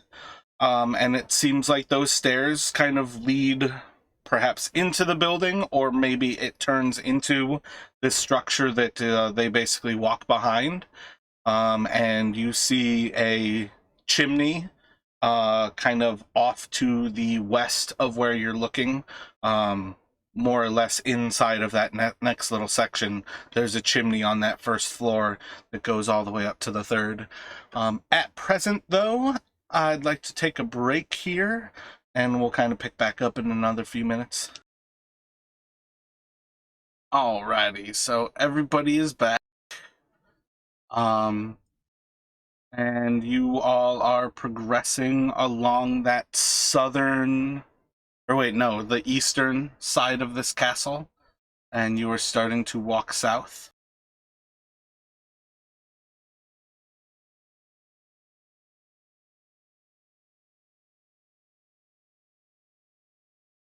Quick question, DM. Just looking at my token hit points, they don't seem to be reflecting dated level up. Yeah, those won't automatically change. That's more of just like a simple, like a quick look at it, and it's just the level 3 stats. Do I need to update them myself, or will that happen automatically? You can update them. Once you do update, at some point, just let me know so I can apply it as the token, and that way it will always drop as the correct hit points. But again, that is much more of a placeholder than it is important. The D&D Beyond is always more important. Okay. Well, it's ready to go whenever, but no rush. So as you all progress forward, you hear the caw of the crow as it caws twice from the shoulder of Sophia. Is everyone back? Oh yeah, I'm here. I mean, if I don't see anything else, I'm gonna just keep moving forward. Cool. I'll follow directly behind you then. So, are we heading south a bit, or are we heading to the west? Which way? I believe you guys are still heading south. As you continue to move south, you see that main area to the west of you has what was likely stained glass. You can see old parts of the paintings inside of the glass. Like, you can see the structure of the metal kind of shattered away with time. And just kind of passing by the windows. It's all like probably about 6 or 8 feet above you on the foundation. But there's large windows that are almost 20 or 30 feet tall, almost the entire height of that kind of building that look into it. And all of the glass seems to be kind of shattered out. And as you kind of progress a little bit beyond it, you start to see the first signs of the lower turrets on the southern side seem to be entirely destroyed before you actually come across signs that much of the southern wing has actually collapsed. There's very little of the second or the third floor story remain, as well as much of the first story has been destroyed as you go further and further south. Looks like we could probably make our way in here if we just climb over this fence or find a gap in it. But over here? Can please scale the wall enough to look in the window? You could certainly try. Going for it. Do athletics. As you start to climb, you see much of this area is lit from these windows, but there's definitely like a encroaching darkness within this place. There's little like spouts of light that shine down from on high inside of different portions, belying that there's massive damage to the roof of this place. And almost within probably 8 feet of you inside of the glass, you see 2 figures kneel down in ancient silver-like plate mail armor. Each of them is on a knee, and they seem to have massive swords in front of their face. You can see the hilt almost coming above their helmet, and they seem to almost emanate like a blue light from within.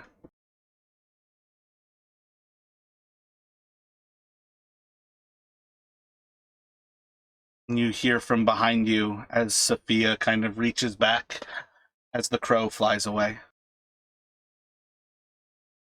Do these guys look alive, or can I tell anything like that? Roll a perception.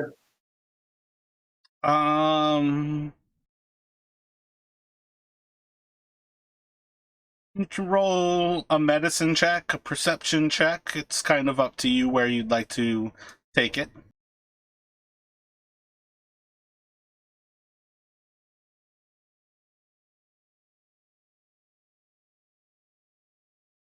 Don't see any sign of movement. They appear to be some sort of statues, perhaps.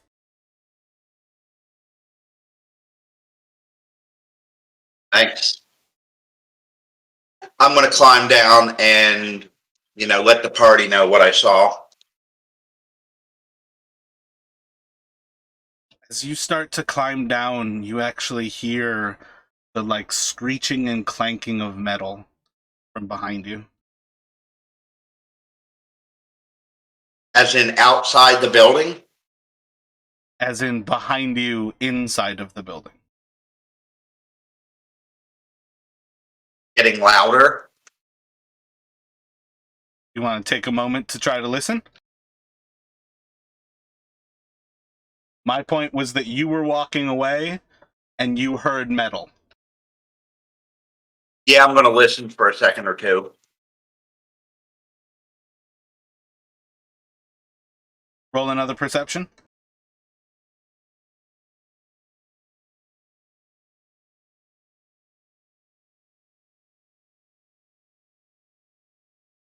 I'm on fire tonight. Seems quiet.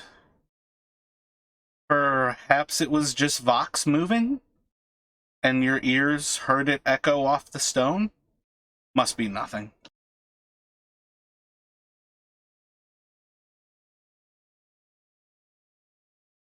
I'm going to try to take a peek up over the windowsill and see what's up. The moment you turn back around, you see an armor standing in the window, and it is looking down at you.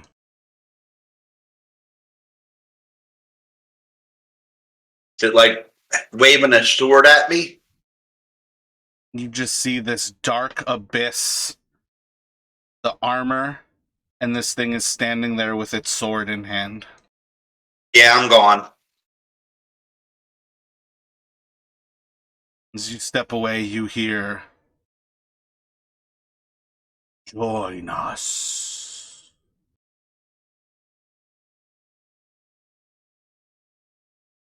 What is your order?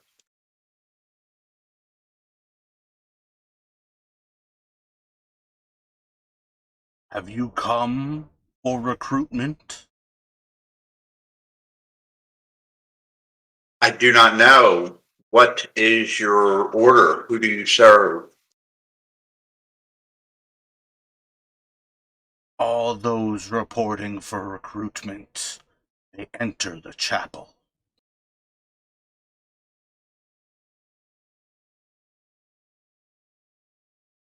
We are weary travelers. Do we have to enlist to come in? You see the slightest crick in the head as it looks up towards your head, looks down towards your feet. You seem to meet the requirements. The order. If you wish to go through the medical checks, you may enter.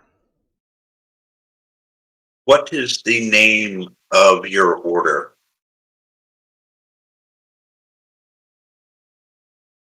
Who do you serve?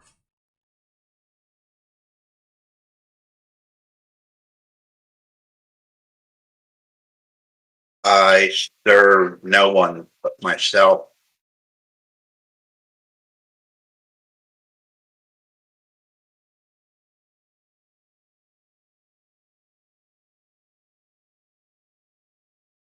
Can we see or hear any of this going on right now? At this point, yeah, I don't think there's any reason why you all couldn't overhear as well as see what's going down.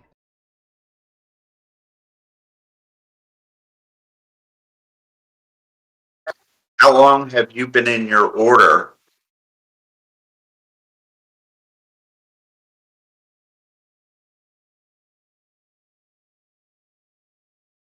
It looks over you again.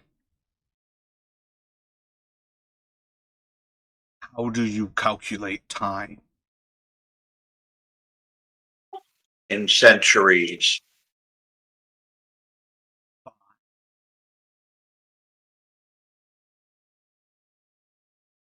Truly dedicated you are.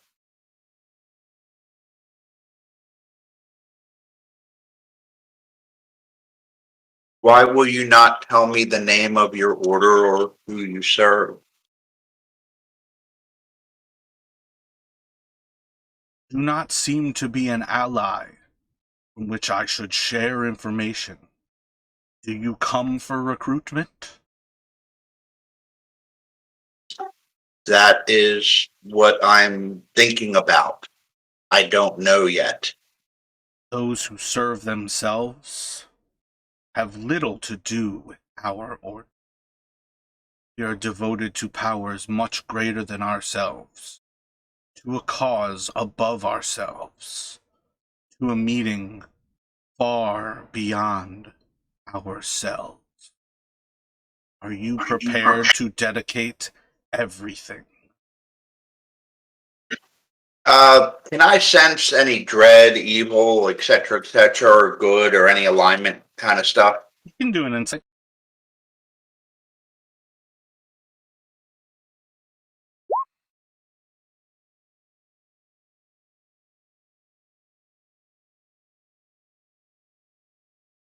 So what do you think with your thoughts right now, what you've come in contact with?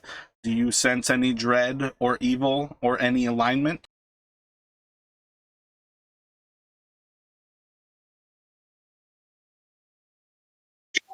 I'm kind of getting a neutral to a chaotic neutral vibe, but I don't know. I don't think the neutral idea is off. I would throw it out there, the very nature of requesting what kind of things your devotion to an order is should probably go to the opposite end to it's probably lawful neutral. But I think Yeah, that's where you would be inclined here, that this is something that is by the book. But right now, it probably doesn't feel good.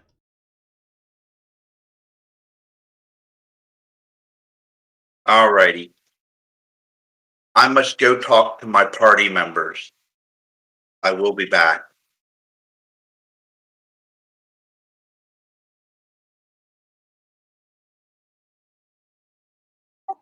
Darkus will like yell up at Flea as he's like climbing down. What are you doing up there? Is that a figure? Did you find someone?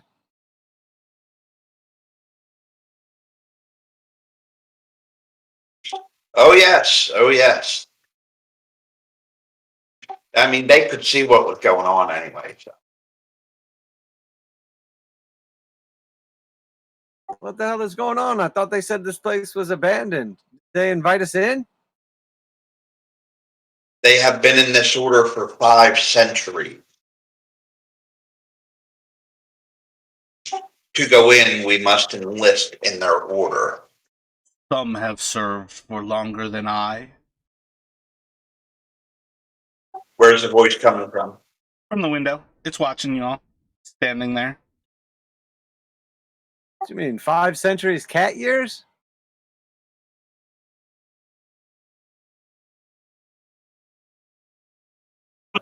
Five centuries human years.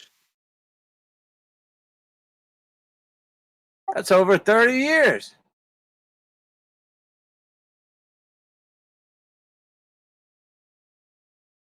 Perhaps you should talk to him and see if you can glean anything else.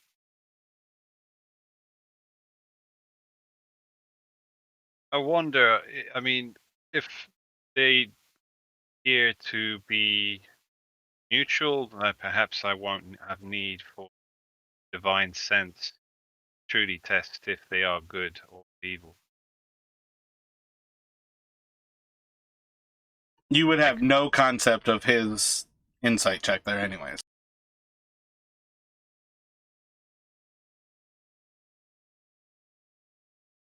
So could I do a divine sense check, or is that not worth? Do you want to proc divine sense? Yeah, sure. If he's at the window, I should still have visibility of at least the one that's watching. And it's 100 feet? Check.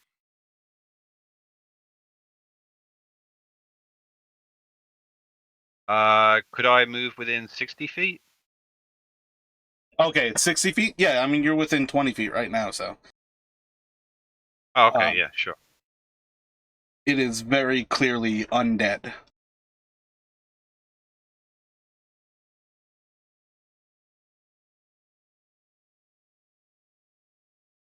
But undead good or undead evil?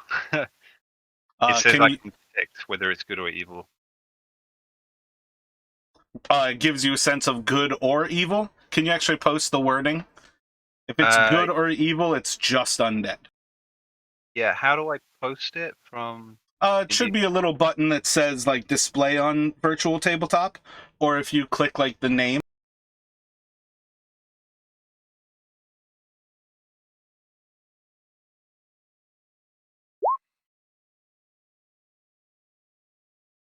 Yeah, I mean, just the fact that it starts off with strong evil makes me inclined to say that you're just gonna get undead.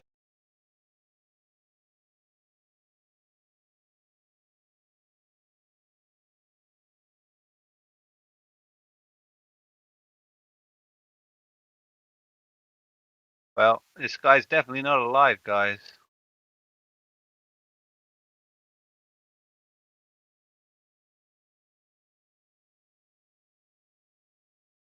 But whether they are good or evil is yet to still be seen. Yes. You all look strong of body. Have you come to join us?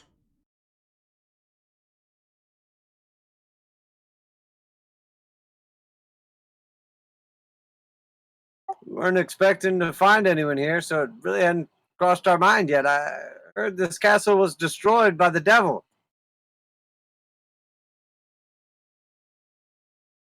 We perpetually fight the devil that lives in Ravenloft.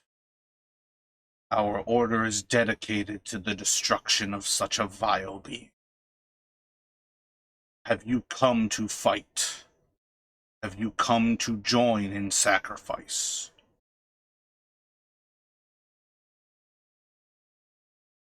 We have come to learn so that we can fight better. Our goal is the same. He must go.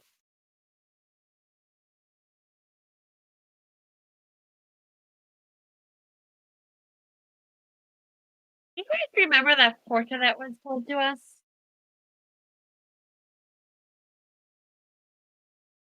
Yeah, which bit? Well, he's a dead man. Did the background noise stop on purpose? Oh, I might have just not had enough queued up. I know we're getting like close. I thought I had a long enough session.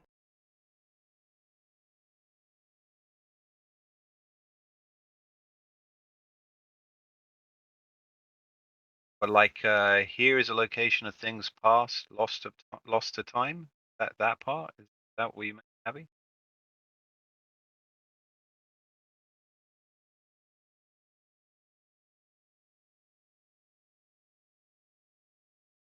I think that man noble birth squandered. His life had been a foul perversion.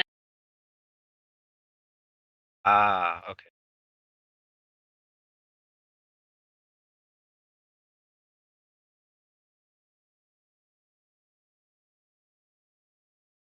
Body is not of noble birth. Are you birthed of nobles? Are you special?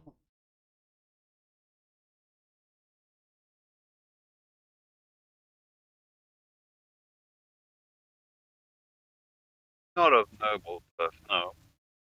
Special? I suppose I'd like to think.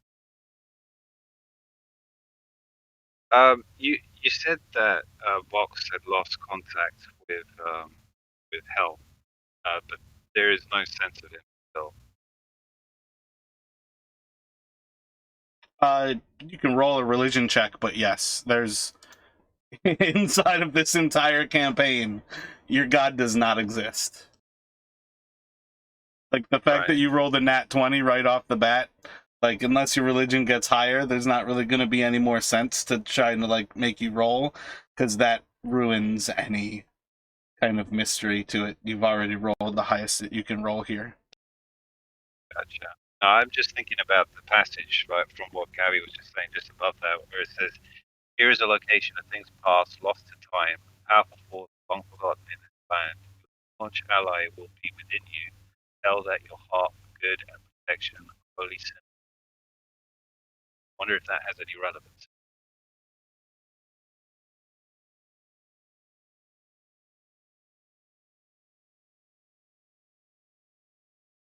You could always read it to him. So Vox cites the encounter they had with the gypsies, in particular this phrase, and asks them if this has any meaning to them. What particular line, my bad? Is this here is the location for things past, lost time, a powerful force long forgotten in this land, a staunch ally to be with you, held at your heart for good and protection, a holy symbol of great hope.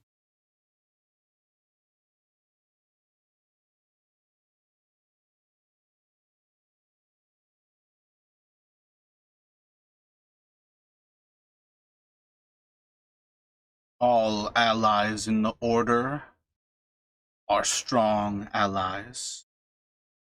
You are welcome to come for the medical check to see that you are compatible.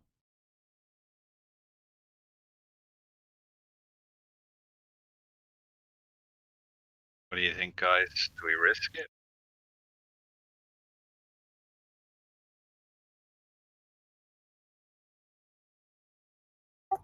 Card was a tower.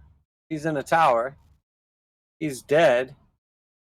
Great ally. I mean, not sure if he's a great ally, but I suppose if he's against the devil, he's on the same side as we are, because if we're not for the devil, we must be against it.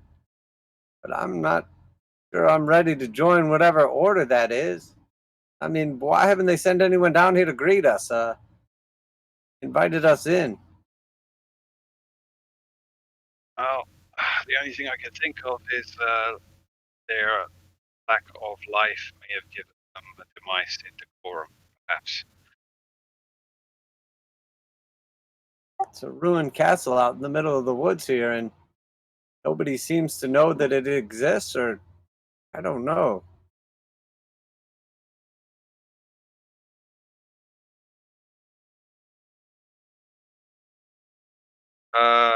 Okay, so Vox will step forward and ask what health checks require.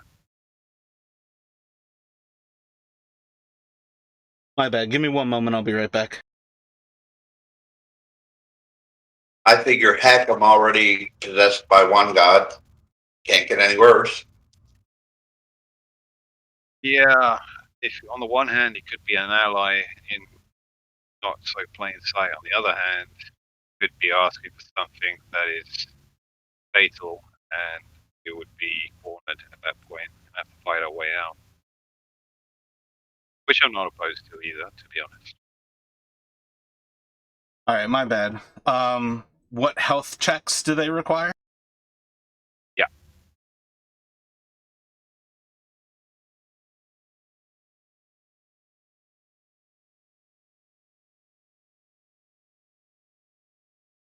Think it is going to leap from the window and land on the ground in front of you and walk up to you and look over your body. Are you still standing where your icon is?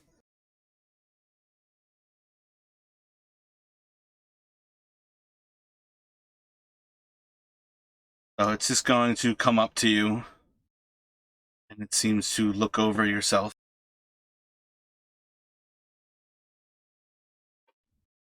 Your body is compatible. Have you come to join the order?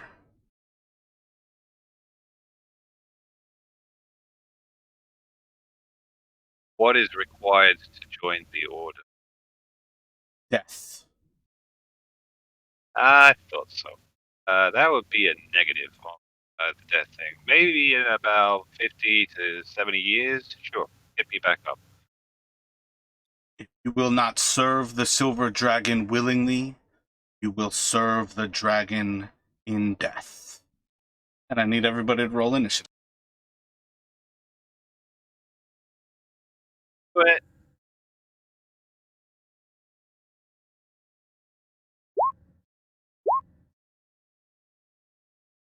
oh, I forgot to select my token before rolling initiative.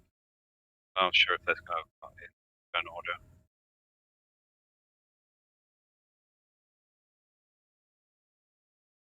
Thanks. What's the scaling on this map? How many feet per square? I think it's set correctly for 5. Yep, 5s.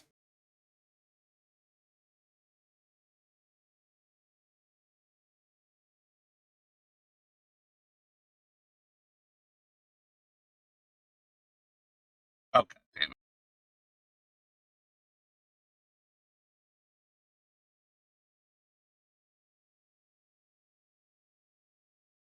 All right, Sarkis. So you see as it looks over Vox's body, kind of looking up and down at him with just the slightest bit of a movement of its head, and tells him that his body is compatible.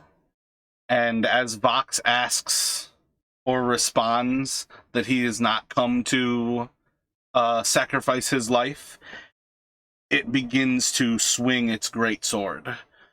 What are you doing, Sarkis?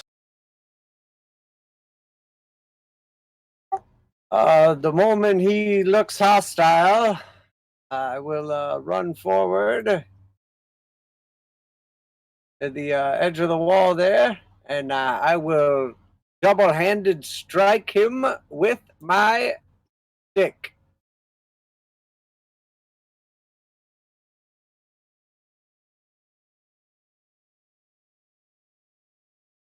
Ah, take that! You're gonna plink right into its armor on one of its shoulders. Definitely didn't come here to die, but I can't speak for him. And I'll just do a bonus action unarmed strike at him.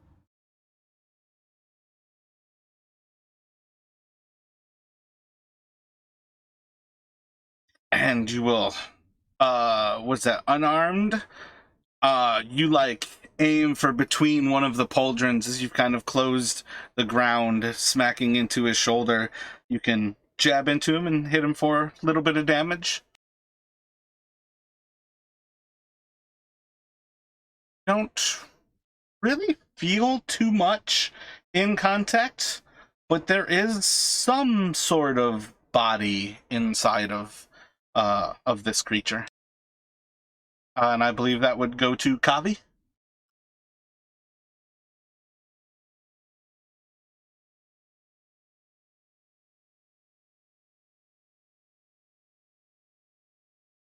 Maybe I should say more, it's like cold as you like stab into it with your hand and you actually feel its flesh like it's cold.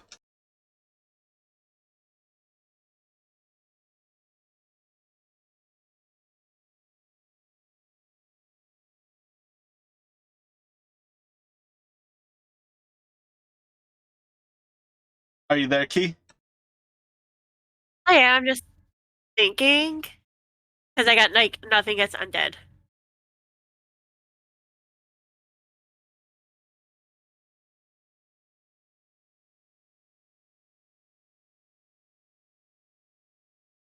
All right, I'm just gonna try. I'm gonna use Crown of Madness.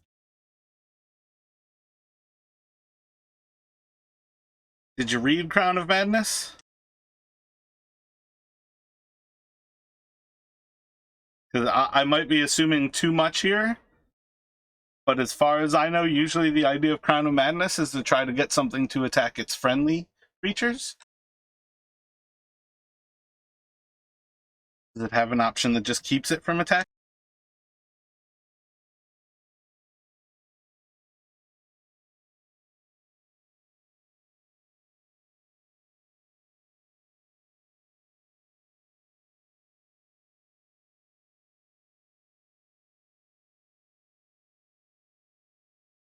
Uh,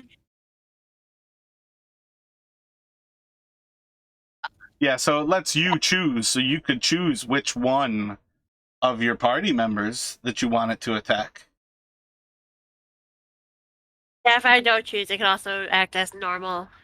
Crap. Do you want to step back and choose something else?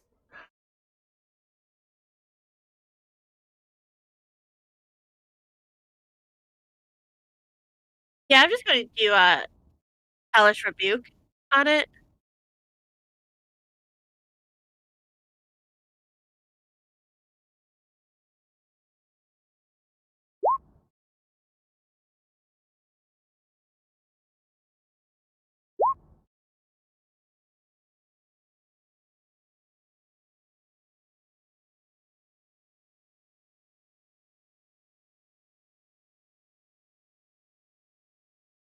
Wait, no, that's a reaction to when you get hit.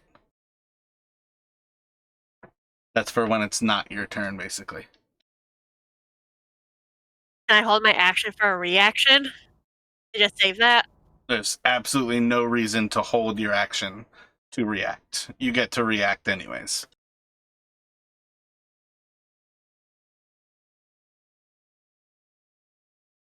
All right, let's move on to Vox. Key, just look for pretty much anything you might want to do. You can do something that's like a cantrip that might deal damage.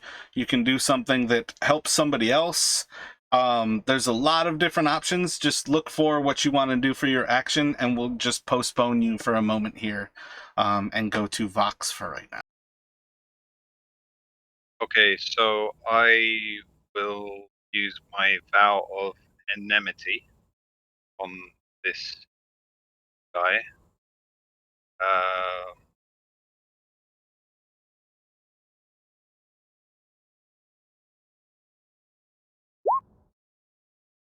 As a bonus action. Sounds right that it's a bonus action.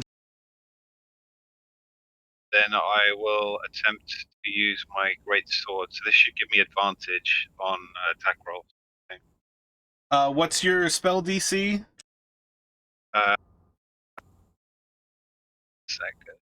I don't think it'll actually matter. I rolled a total of a 12. Spell DC 13.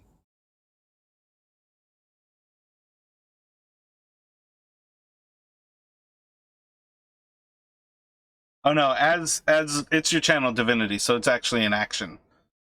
So you have a bonus action, movement, and then that's essentially your turn. Oh no, it says here one of the what is it? The vow of enmity is a bonus action. The abjure enmity is action. Oh, you posted channel divinity. That's not a reference to vow of enmity. Oh, so, oh Oh, I'm sorry.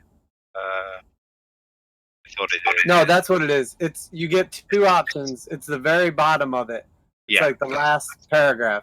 Okay, Vow okay, of okay. enmity. I see. The vow of enmity changes it. I got you. Okay, is that alright then? So that should Yep. give me advantage on attack rolls. And then I'll use my greatsword to try and strike it.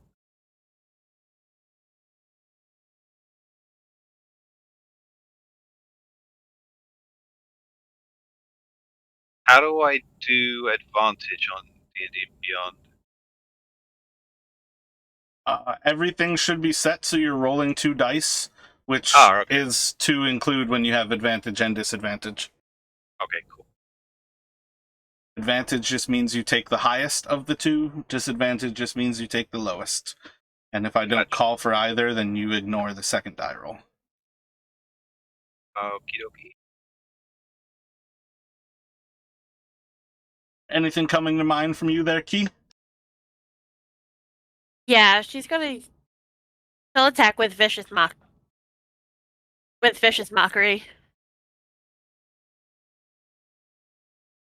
Oh, wow, that is All right. terrible. So Vox is going to whiff. Roll your vicious mockery. And I believe that would then be Vox's turn unless you intend to move. No, I'll stay put.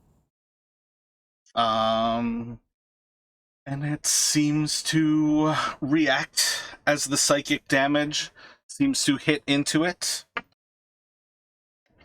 Sophia's just going to shoot a little arrow at it, and it'll go to... Oh, wait, no, my bad. Where I psyched myself out.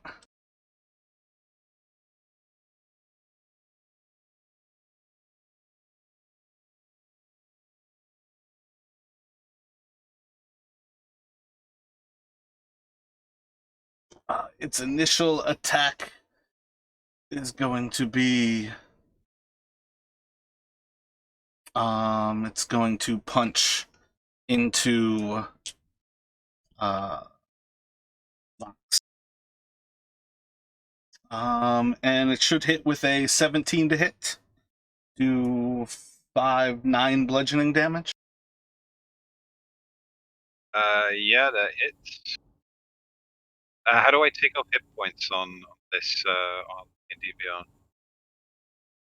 If you click on your health, like managing health, it should actually pop up another little window, and you can like put in like a little negative and then like apply it, or you can just change the total. You can also, at the top where it shows your hit points, you can type it in a little box, how much, and click heal or damage, and that's how you lose or gain. Oh, what, on the token or on D&D Beyond? In D&D Beyond, in that top right. Okay, got it. I see. So how much was that for again? Damage. I don't remember what I said. I think 9. Yeah. And the second swing from it should hit you as well for with a 17, or no, my bad, with a 22, and it should hit for 9, 13 more. So I think for a total of 22. Wow, 22 straight off the bat.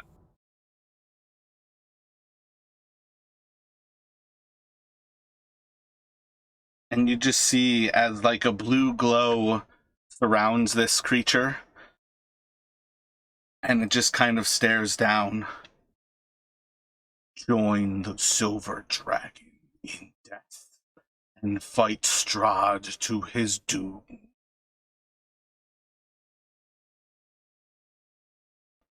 And then it's going to go to Flea. All right, Flea's going to back off a little bit and go for the short bow. What's your modifier on Flea? Where would I? It's your attack modifier. I'm pretty sure you're going to hit with that. You roll damage, but...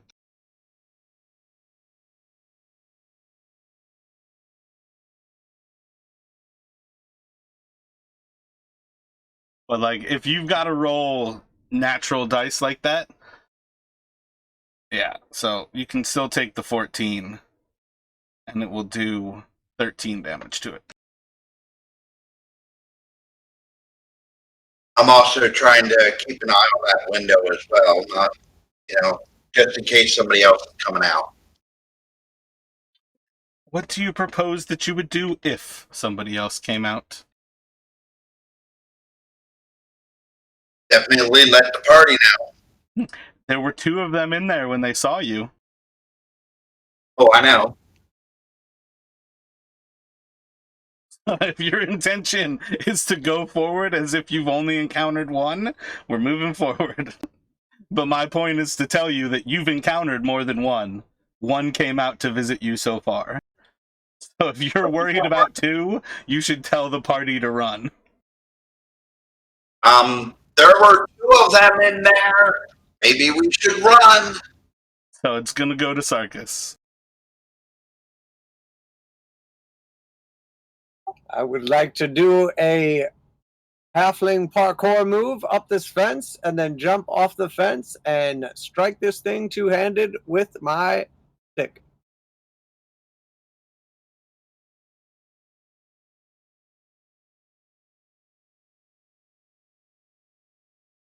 You want like an acrobatics check, or should I just attack? I don't know. I think flavor like that is one of those things you're skilled enough to accomplish. How about one of these?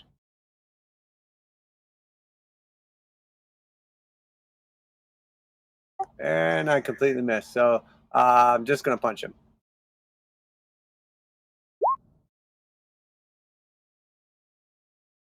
So you land another punch that seems to like kind of resound into the armor. Feels effective. Might not want the stick, but I'll give you an old school knuckle sandwich. Ha ha!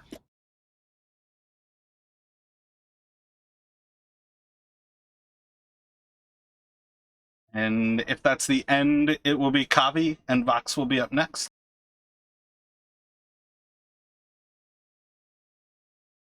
Did it look like the psychic attack worked at all? My bad. I wasn't pressing the right button.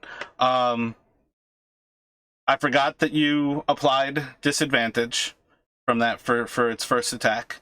The psychic damage did not seem to be terribly effective against it, but it would have still hit with a 21 on that first attack.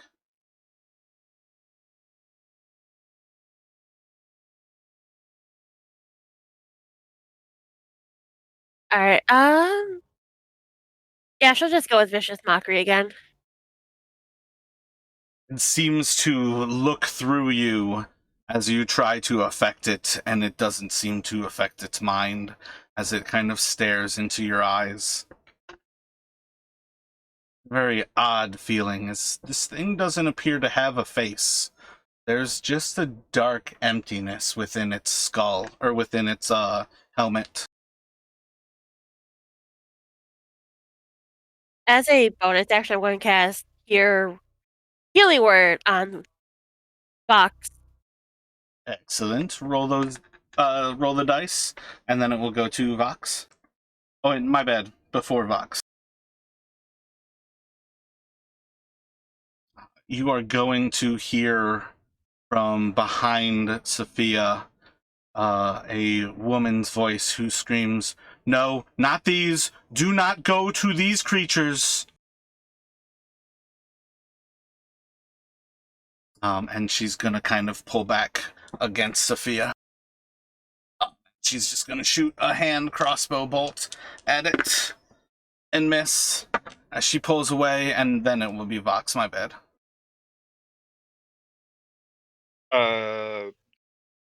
Abby, thank you. I much needed that.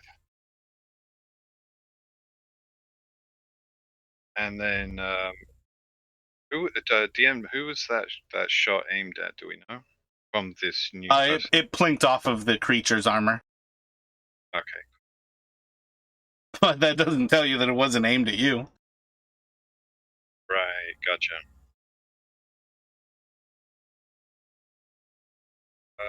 Hang on, I'm just trying to rework up my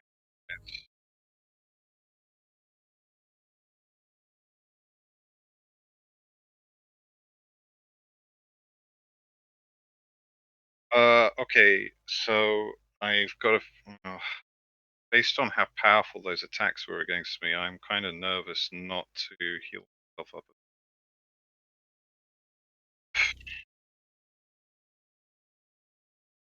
You know what? How do you treat healing? Oh no, my lay on hands is an action. Shit. Okay.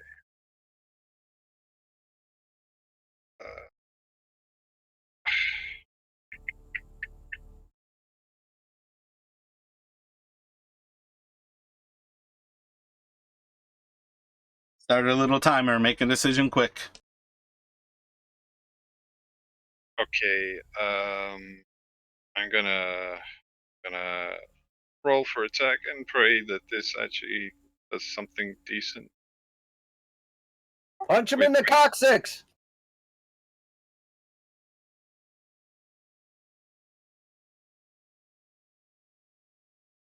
Punch him in the nuts.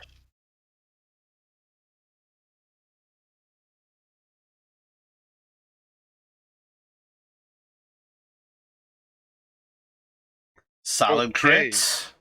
Okay, with that, can I do my divine smite now? Most certainly. It's pretty much the only reason paladins exist. Oh yeah.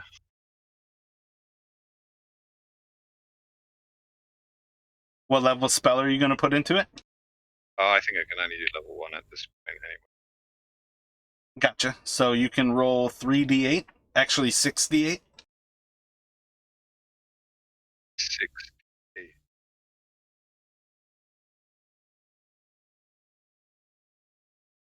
Do a 4 and 2 because obviously. Is there a way to do custom, or do I? It's do /R space 6d8.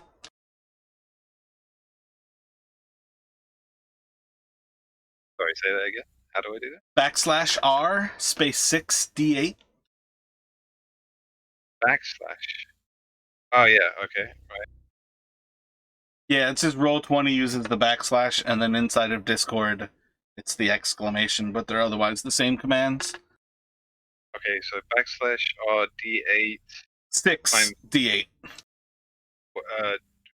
6d8.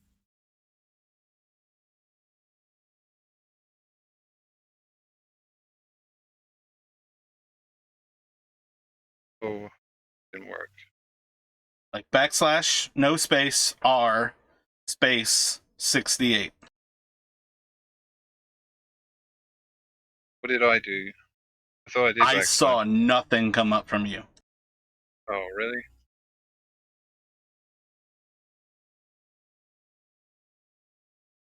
So if you turn the / in what I typed into a / and get rid of the space between it and the R, that's what happens. Right. I just. I guess I'm struggling with the backslash.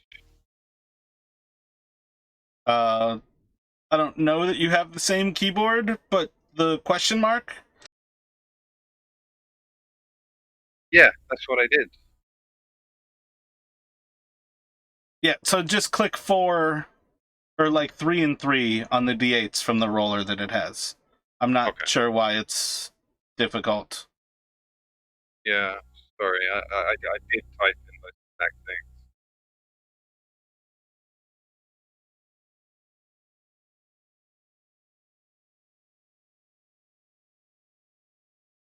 And then also click the red name Greatsword on your actual crit for the normal damage.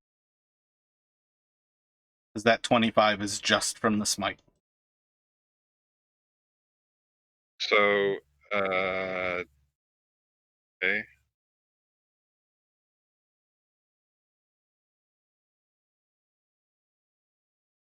Like that, I think. 1, 2d6. Is it normally just 2d6? I feel like a greatsword's always 2d6. That should have been 4. Did you click the actual name? Yeah, I clicked on the where it says 2d6. There's a little red. Like, are you back in D&D Beyond right now? Yeah. I was talking about in Roll20. You can set it to always roll damage, where it would automatically roll for the fact that you crit there. But if you can just roll 2d6, back at that little die thing, just select 2 more d6 and roll those. My bad. If you set it to always roll, it's one of the options in the little red die on Roll20 from Beyond 20. You can set it in there under options, so it always rolls damage. So 16 and 25 is 41. Alrighty, so the Revenant is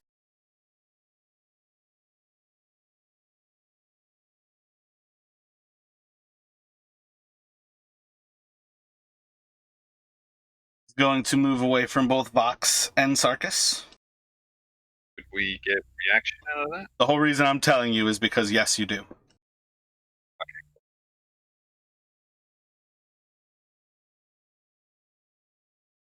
So, if we attack again with our... Yes, 100%.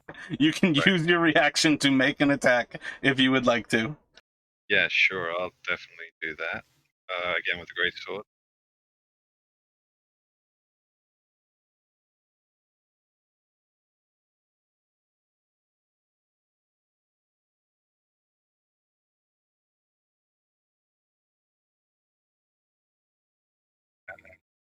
I've rolled that.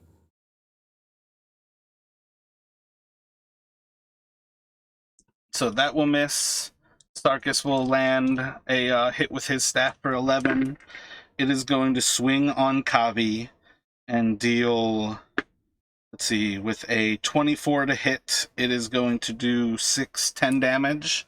And then it's going to break away from Kavi, and it is going to swing on Sophia. And I think that's going to miss with a 14, but I have to check her armor. I think actually a 14 is going to hit her. I think I've got her set as a rogue. And it's going to do 10 to Sophia. Bodies are weak. Make the sacrifice. Join the dragon. Find strength and resolve to fight the devil. And it will go to Sophia shot an arrow and missed. It will go to Flea. Taking the shot. What is that doing? 12, 22 total? Yeah, looks like it. Sinking an arrow deep into its spine as its back is towards you. And it will go back to Sarkis. I should note that on its turn, again, there's like a flow of blue energy that's pulsing from this thing's armor.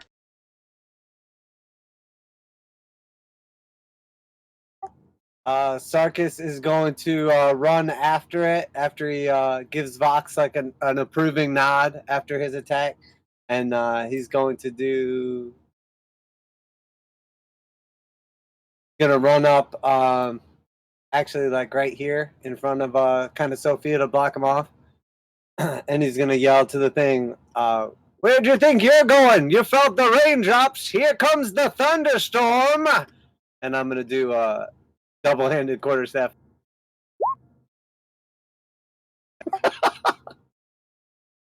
And then I'm going to use a unarmed Raindrops. strike.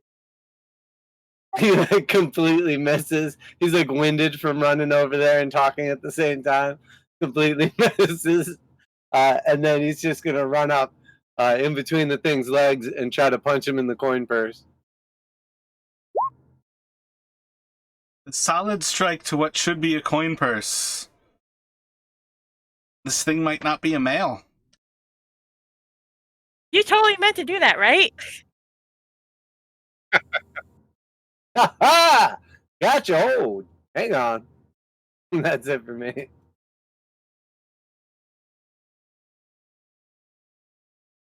So on Kavi again.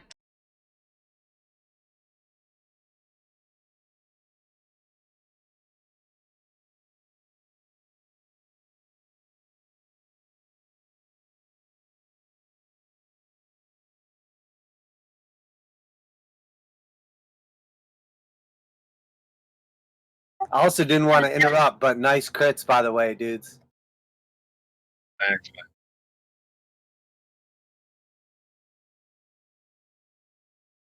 With them being so close, she's just gonna throw a dagger at his back. Oh, my bad. I meant to reference before that when it moved away from you, you had a chance to react to it as well. Though you also would have had a chance to hellish rebuke it when it hit you. I completely forgot about that. The hellish rebuke, though, would use that reaction from when it moves away from you. So it's realistically, would you hellish rebuke when you get hit? Because you were already planning on using hellish rebuke. Yeah, it's a one reaction in response to being damaged. So you can use hellish rebuke, cast it here. Or I guess even perhaps make sure that it didn't use the spell slot before when you cast it, and then cast it. And then that dagger will hit and sink in as you throw it into its back.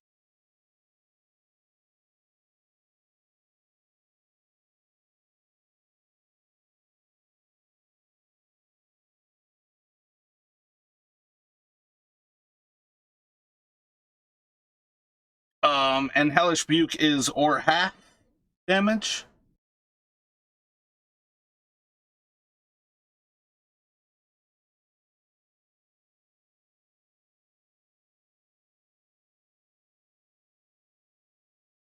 Like, it's not a cantrip, that's an actual spell. Yeah, it's got to be half damage. A half damage on a successful save.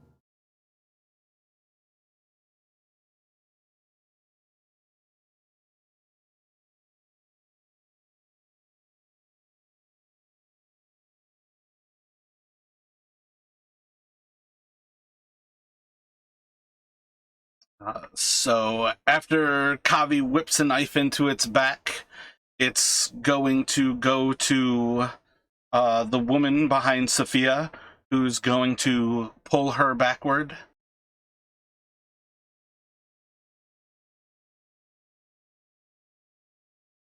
We have to flee. You cannot fight them. They come back. And she's going to shoot another crossbow bolt at it, dealing a little bit of damage as it sinks like into the face of this thing, and it will go to Vox. So can we tell how damaged it is? Parts of its armor look messed up. It's kind of hard to tell, though. This thing is both non-living, it's spectral, and whatever that blue mist is seems to be some sort of power that is animating it, and it flows stronger and like ebbs and flows through like the moment by moment. Okay, I think for now, I will use my other channel divinity as an action. Cure enemy. So I'll have to make a wisdom save for otherwise be under this, like most of the damage. I got a nat 20, so it's not going to be affected. Oh, okay, alright. And then the remainder, I guess I'll just get closer. To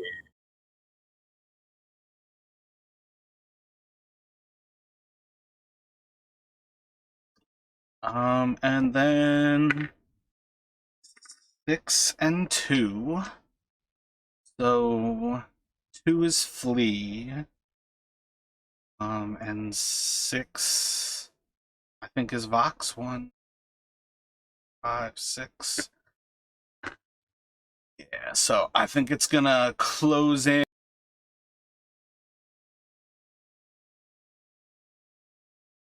You just dropped out.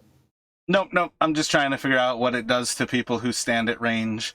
Lee, I need you to make a wisdom saving throw as this thing glares into you and your vision is clouded and you are struck with this gaze of Yogg in your face, and You are going to be paralyzed. Sarkis, Kavi, and Vox can all take reactions against it as it runs towards Flea.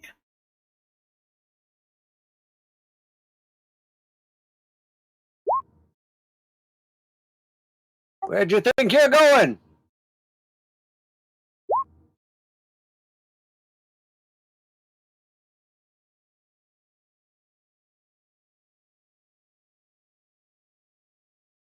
Yeah. Nice. Hey, when you go to click damage on this crit, you should be able to just literally click on the red greatsword in like the roll 20 screen, and it should roll it with the correct damage. Cheers, buddy. Oh yeah, he does have advantage because of his channel divinity. Channel divinity, yeah. I'm going to use Divine Smite again. Most certainly can. So Kavi's gonna hit, Sarkis is gonna hit, all three of you should hit.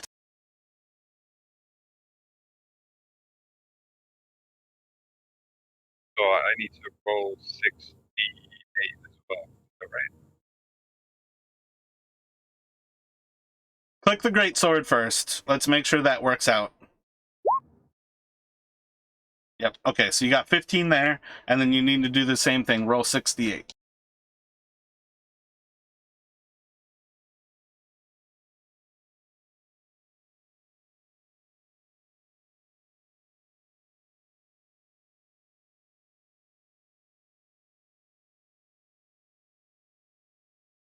So I'm not sure if I've shown you this yet, Al, but if you look inside of the player handouts, you should be able to see a picture of Yogg as he flashes across your vision and you are paralyzed. All right. It'll be under players handouts, and then you should see Yogg. So 24, 15, 39.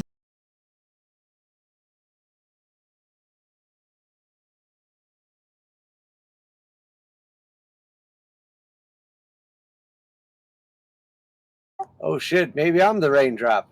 He's the thunderstorm.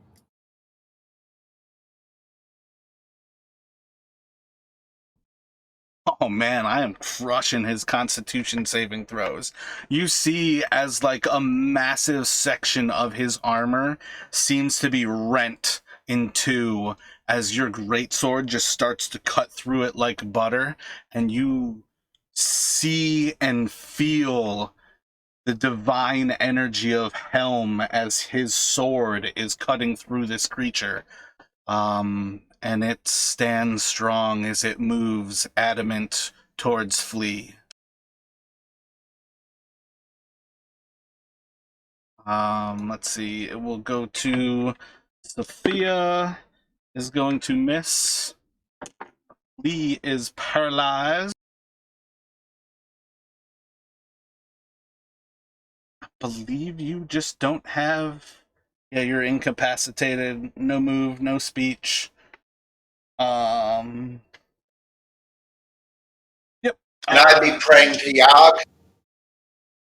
I would say it's less praying to Yogg as you're like struck down in like a paralyzing fear as this like vision is covering over your body. Trying to impress on you guys like those deities that joined your lives, they're not good things. And it's gonna go to Sarkis.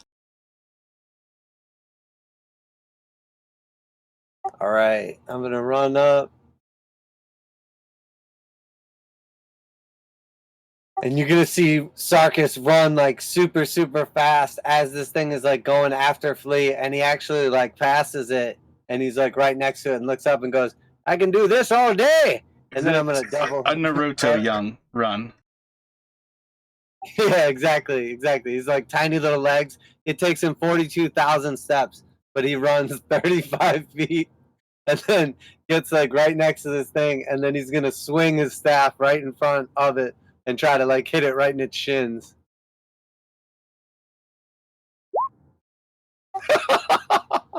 All right, now I'm gonna use a key point and do flurry of blows, and I'm gonna try to just punch it right in the back of its knees with like one punch, then the next, to like stop it from running away from me. Monks are so much more lovable before they get Stunning Strike.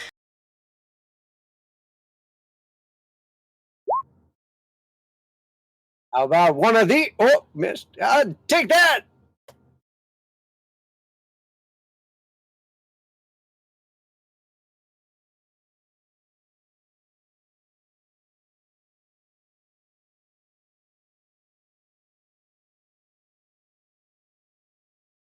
So you did 8 more damage there.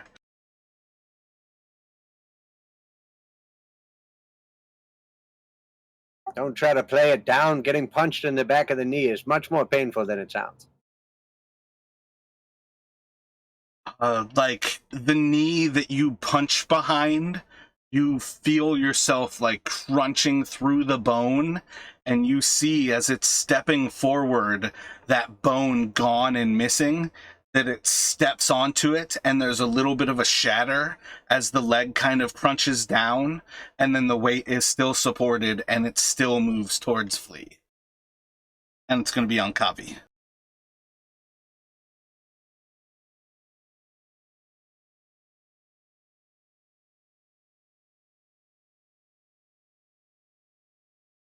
Kavi will shoot her rapier and take out her short bow.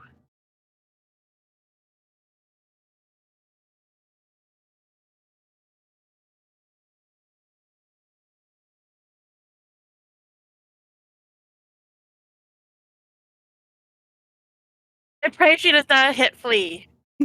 Blinks off of its armor. Flea kind of dodges out of the way. And let's see, we're gonna do another shot from the woman who joined you all. I believe she's going to miss on that one. And it will go to Vok. How's it looking at this point? It's walking on a broken leg. Just saw one of its bones shatter beneath its step. Okay, I'm gonna get back into attack range. And attack with the great sword.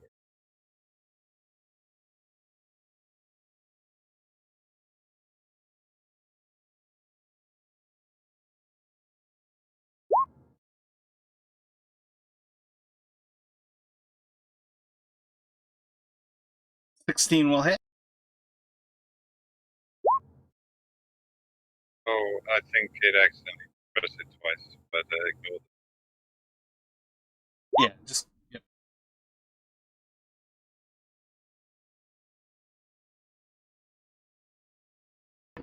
Crushing these constitution saves. It seems to just be ignoring the sword blows as it stares into Flea.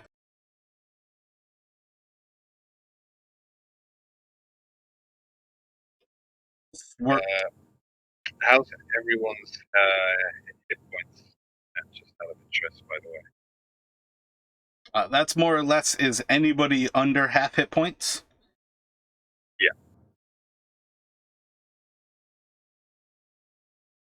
No, I'm half size, but I'm full hit points.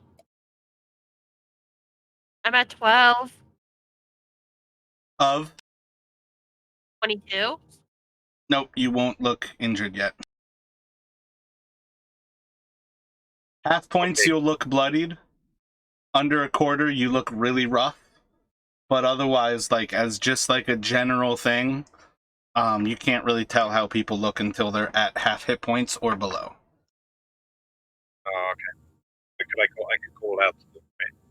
Like, you could do a perception check to look over somebody who you think is rough, but it's one of those things where it's an active thing to look into somebody's like health when they are not clearly bloodied. Oh, but I can't ask them directly. Well, like, asking people is essentially you looking around over the party, looking to see if anybody is bloodied. That's you looking to see if anybody is below half health. Oh, okay, I got you. Like, you as Vox can yell out to anybody, "Is anyone suffering? Are you injured?" But you have to Yeah. wait for their turn for them to respond. Okay, well, I'll shout it out, and he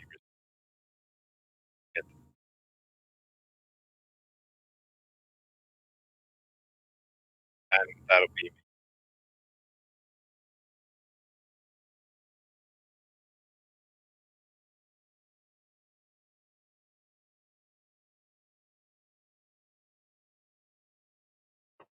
Vox and Sarkis, it is going to move away from you as it closes the ground to flee. Big reaction again.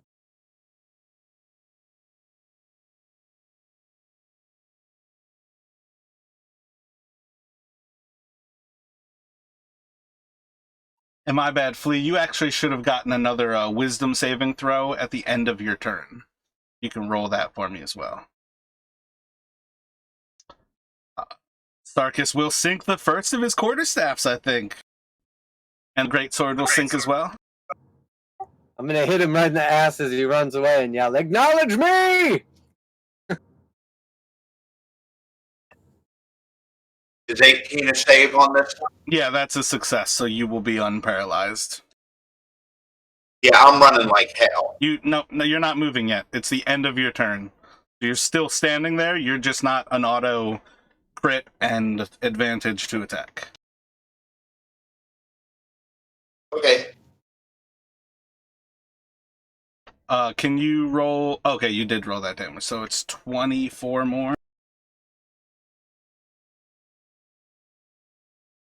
Flea, when you run away on your turn, don't explore any new areas. Inside joke.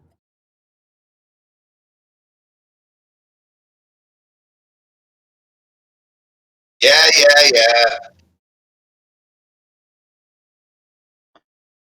As it steps aside, that last moment as it's reaching out to grasp at Flea, it's going to crumble as the blue light releases the armor and it scatters across the ground and just kind of falls into Flea's feet. You see as the Revenant is there without a body, just a blue mist standing. And it seems to be powerless to affect this world as it looks back at you. Another body will be found. The dragon will have you. You will serve to end Strahd's reign.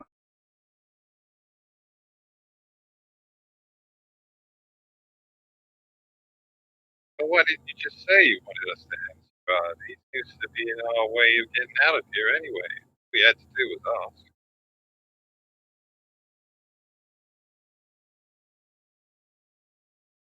You gotta ask, you can't afford it.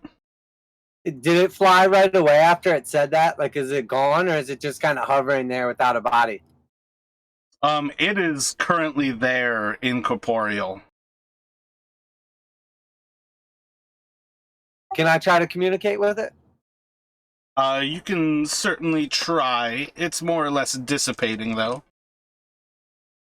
Before you go, because we've done battle does not make us enemies. Perhaps we have a mutual goal.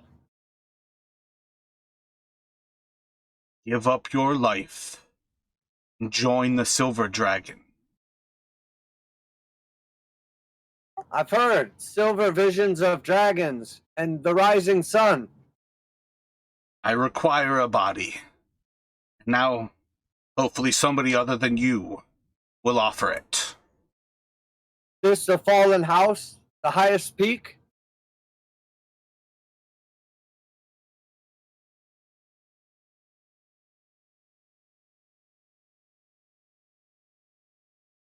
No response. He's still there, though. I can try one more thing. Seems to be. Are you the Lord, or who do you serve?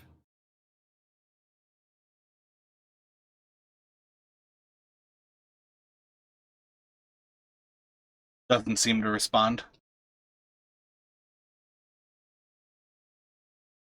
I'm gonna yell out to Flea. Flea, are you okay? Yeah, I'm okay. I can move now.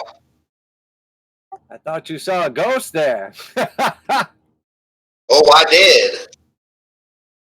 Does the body that it had completely go away? Or can we check it out real quick? Can I poke it with my stick? You can poke at it. There seems to be remnants of its physicality there. Abby, how are you feeling after that last attack? It seems like you took damage too. Can I heal you? Guys hear from quite a distance away. Flee, you fools! As Sarkis like bends down to try to like search the body to see if there's anything on it, he'll go, "Oh shit, the girl!"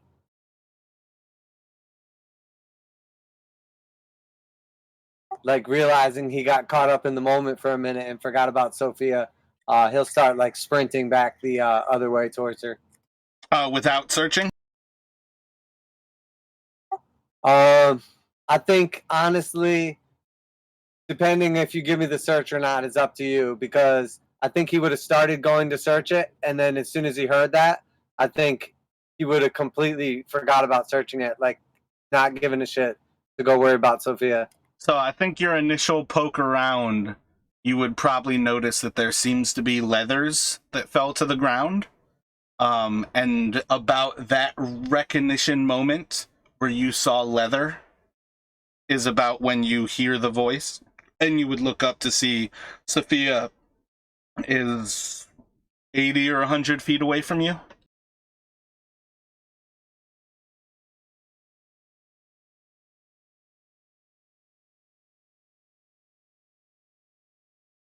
So yeah, I'm gonna like dash. I can run 70 feet, so I'm gonna literally just like stop searching it. Like even though I love leather and that's like my thing, he's just gonna immediately peace out.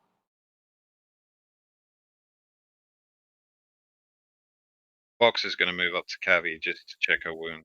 Starkus just got all S&M. Cavi, how much hit points did you lose? Don't worry about it. I can heal myself. Go take Jeez. care of Sophia. Okay. You're sure? Otherwise, I will be happy to heal.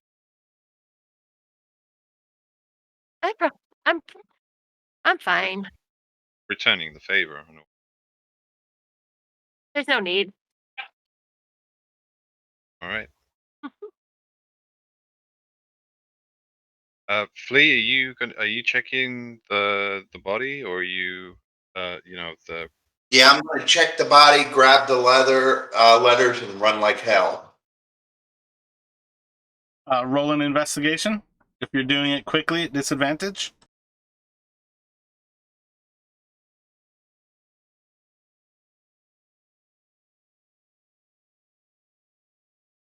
You're able to grab the leather armor and like pick it up and start to run with it.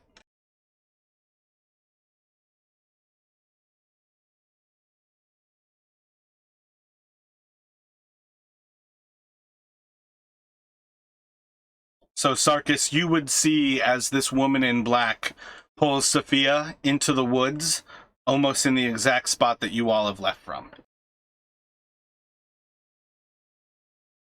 All right, I'm gonna keep dashing after him, and does it look like Sophia is fighting her? Sophia seems to be like she's like almost struggling, but she's like being drugged by like a hand, almost like how like an older sibling would pull a child by their hand, and the kid just is like along for the ride kind of thing. All right, and then he'll just yell out, "You there, let go of her, we'll strike you down." Yeah, you can close into them on that next move. I am not your enemy, old one. That is yet to be determined, and while I don't doubt your resolve, release the girl, or you will become him fast. have no power here. And she releases Sophia. Thank you. Now, where are we going? Anywhere away from their view. That castle lives. It is dangerous. Understood. And I'll just yell back to the allies. Form up behind me. Just trying to get them like to run away from the castle, basically. Assuming we're like not on this map anymore and we're like in the woods, I'm guessing. Yeah, effectively they ran off of the map directly east of where Kavi is right now. I think we need to get back to the city. Is everyone just closing the distance there? Yeah. Everybody's just locked into Sophia and this mysterious woman?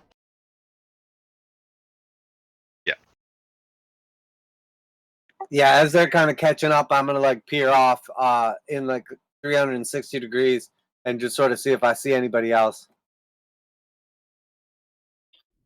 Word.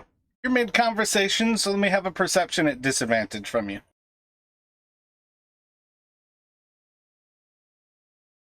As you kind of like just like quickly glance around, you see a tall figure in the third story. There's a massive like chunk out of the turret to the east of you. There's a tall figure who seems to just be kind of calmly standing in that opening. He seems to be glaring down. Well, not glaring, that's probably a poor word at that distance. He seems to be gazing in your direction, and you kind of like lock eyes for a moment. I'll quickly like look away and then look back. So just kind of like on the third story of that like turret that's the northeastern turret of this castle, but the more western, the turret to the west of where you're at. As everybody gets closer, I'll just say, we need to get out of their vision and get away from this place. What is your name, ma'am? I am Sarkis, Shadowstorm.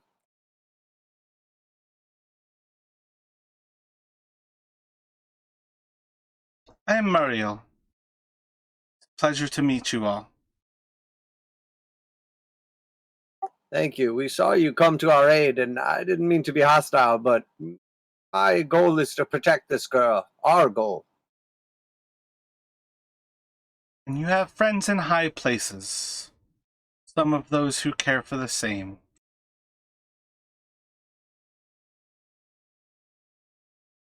Are you talking about yourself?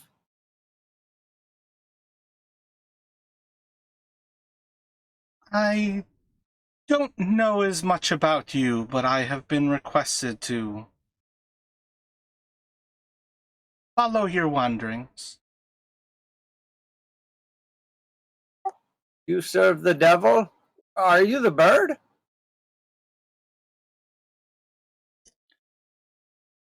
She is a friend of mine. You can look over her kind of body, and she's clad in all black. She seems to be wearing garments of feathers, very long eyebrows that almost kind of like perk out like feathers, jet black hair. But she kind of like looks over at you and she's just kind of a friend of mine. I can have her go where I need to, see what's happening, hear what's happening, be around.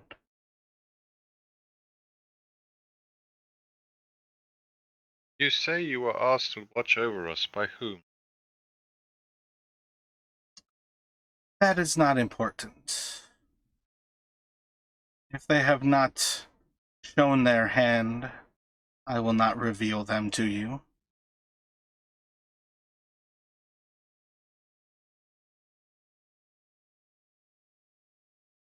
Already gained the attention of the devil. You seem interestingly placed here in Barovia. And it seems people like what you're doing.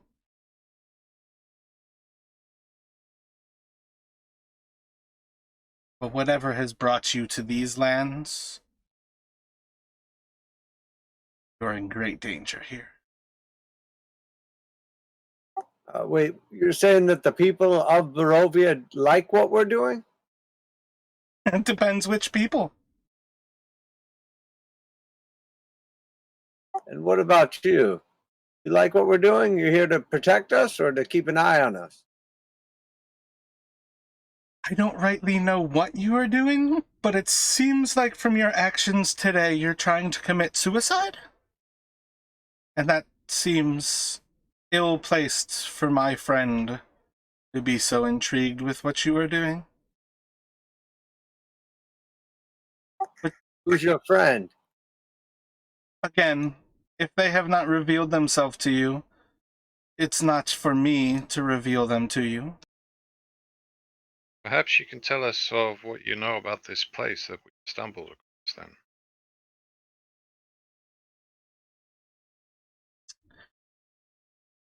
then. There...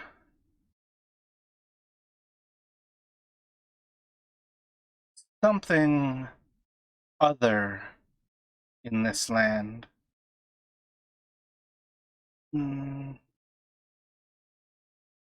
They serve what might be a good purpose, but perhaps they've fallen from grace. You know them to be enemies of the devil. There are few things that kill the werewolves in this land, that kill the servants of the devil, and they are good at that. But if you do not help them, they will take your body and use you to help them.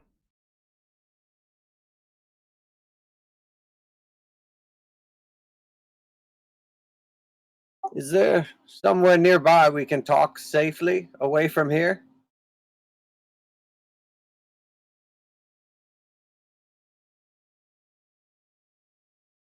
We are in a dangerous land here. Darkness will come quickly. And she takes a moment to kind of like sit down and think.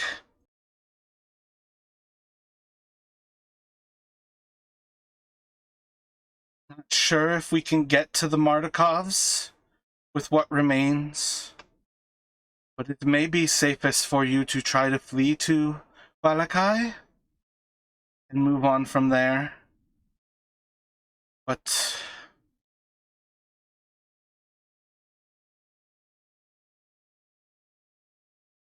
yes, I think for you, Valakai may be the safest place.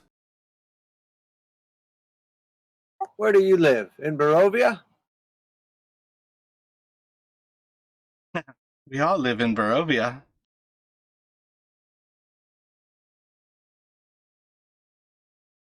My family rests with the Mardikovs more often than not. But we also have our hidden places to sleep through the nights. We don't know that name or word, the Mardikovs. Is that a town or a family?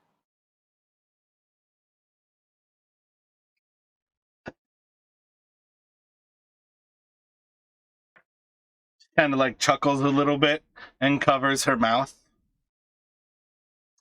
Whoops. Well, yes, it's a family. Perhaps has your interests in mind.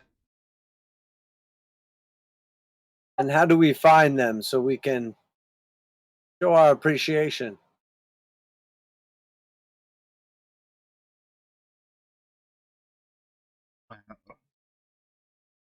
I think it would be best to take you to Davian, but I do not believe that I can get you all there in time.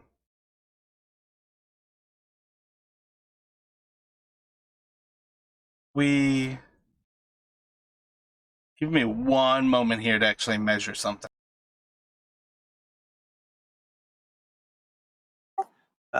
Tempted not to make any plans. We have that festival coming up. Sounds like it's going to be a really good time. All will be well. Don't want to miss it.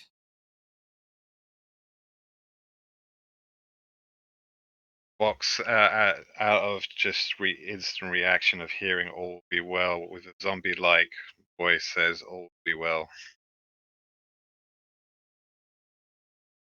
Aha! You can feel the hype as well, Vox. All will be well. He just looks over you all. Stop that, you fools. Do not follow that idiot. Sark is going to giggle a little bit. I don't... Vox, My bad, go Vox. on. I was just gonna say in a comical tone, like Vox comes out of his almost absent stare of "all will be well," that looks up saying "all well."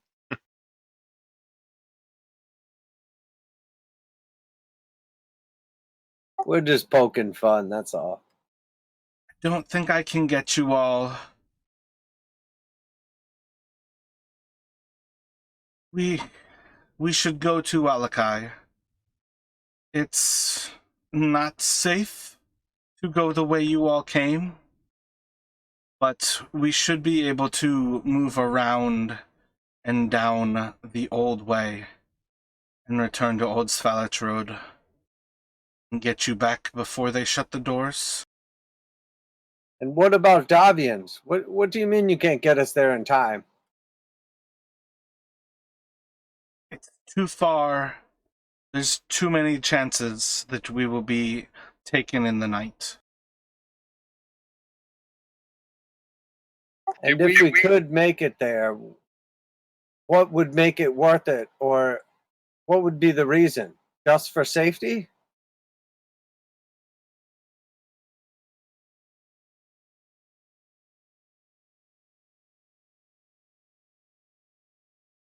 Safety, among other things. Go ahead, Vox, my bad. Sorry, man. All I was just gonna ask was, did we catch this person's name already? Do you want to ask her name? Oh, I thought we had already. But yes, please. She puts out her hand. Muriel. Muriel. And she looks at you expectingly. Vox Landgrave. Pleasure. Pleasure to meet you. I'm sorry, I'm a stickler for if you're talking to an NPC and you wonder what their name is, ask them. Got it. I thought Darkis had already asked when he introduced himself. Sarkis did, but nobody else introduced themselves. I gotcha. Muriel, are you sure it's not worth going to Davians, even if we have to take a chance or two? The truth is, if we're going to defeat the devil, we're going to have to take a couple chances.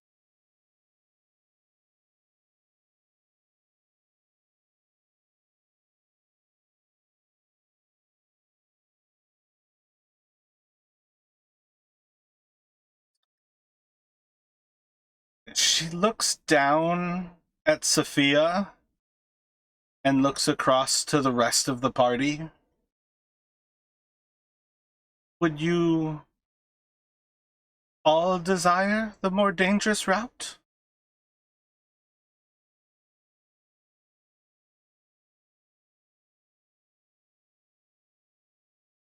Is there anywhere is there anywhere close in between other than going back to Valakai to have a rest prior to such a journey?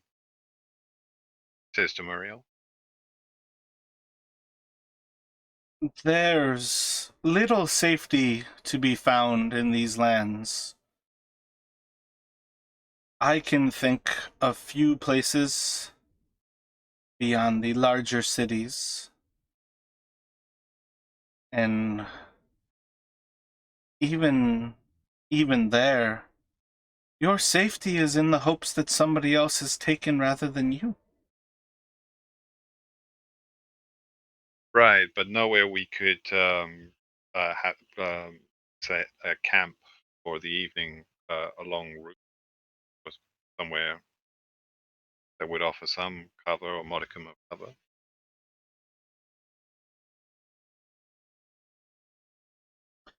Your hopes would lie in the cover of the woods, and that is the domain of wolves.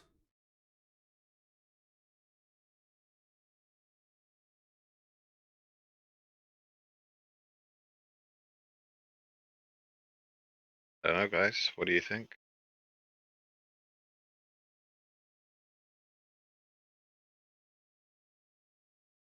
Our mission is to keep this girl safe, but at some point in time, to get her home or beats the devil may become a priority. So if going with Muriel to Davians and taking a more dangerous road now can lead us to a better chance of victory in the end, I may be worth the chance. I tend to agree, but I am also conscious that we might need a rest depending on how far it is. Sophia kind of stamps her feet. Stop pretending that you can protect me. You're powerless here.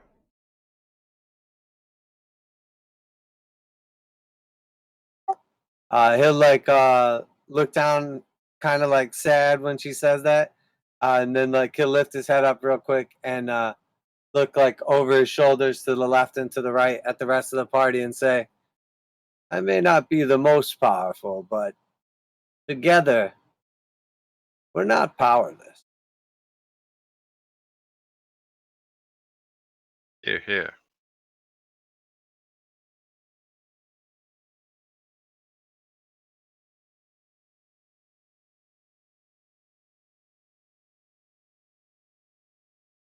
So, do you care to go to the Martikovs? Would you like to return to Walakai?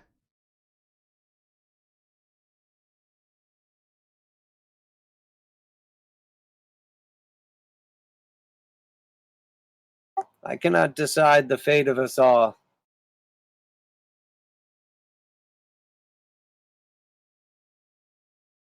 So where is this place? Is this in the Davians? What did you say it was called? DM. I say go to the Malachites. So he accidentally, or she accidentally said Bartikovs, which I'm assuming is the people she works for that are like tasking her with looking out for us or whatever. And then I'm assuming that Davians, after she said the last name, is the first name, and she just felt a little more like comfortable using it since we already got the last name. That's what I have figured so far. You want an insight check? Yeah, can I? Go for it. Seems pretty spot on. With an 8. Sounds good That's to me. meta. Stick to the answer that you got, that it seems spot on.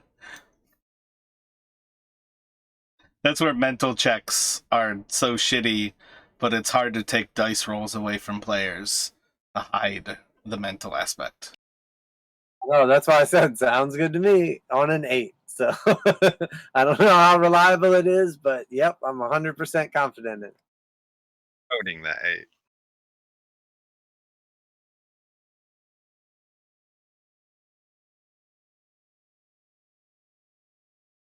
Well, change doesn't happen overnight and without risk. So we may as well continue.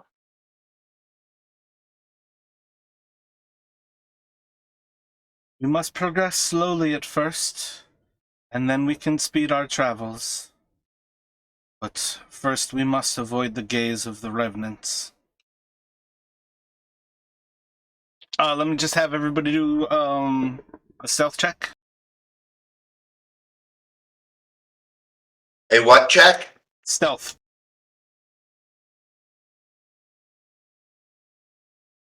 Enter Gray Man.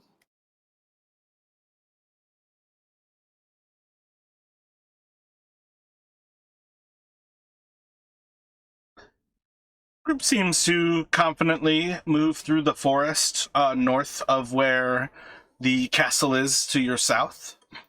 It's not long before Muriel brings you out of the forest onto a road of sorts. There seems to be foot traffic that comes and goes, but perhaps rarely. And the moment you guys kind of hit the road, she starts to move quickly and basically try to usher you all forward.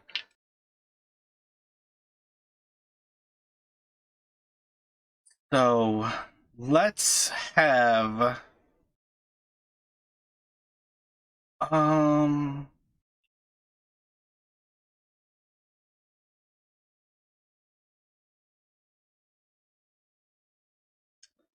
all right. So as you all start to move off along the road and start to progress to the west, the road kind of curves north and then it curves west. And shortly afterwards, you all are going to hear howling as it's starting to get towards dusk. And on the wind, there seems to be whispers and voices and howls. I imagine, like, right as we hear the first howl, Sarkis is kind of like saying to himself, but like out loud so anyone can hear it. Oh, path, signs of life, that's good. And then all of a sudden we hear the howl, and then he just stops in the middle of the path and goes, unless this is a wolf path.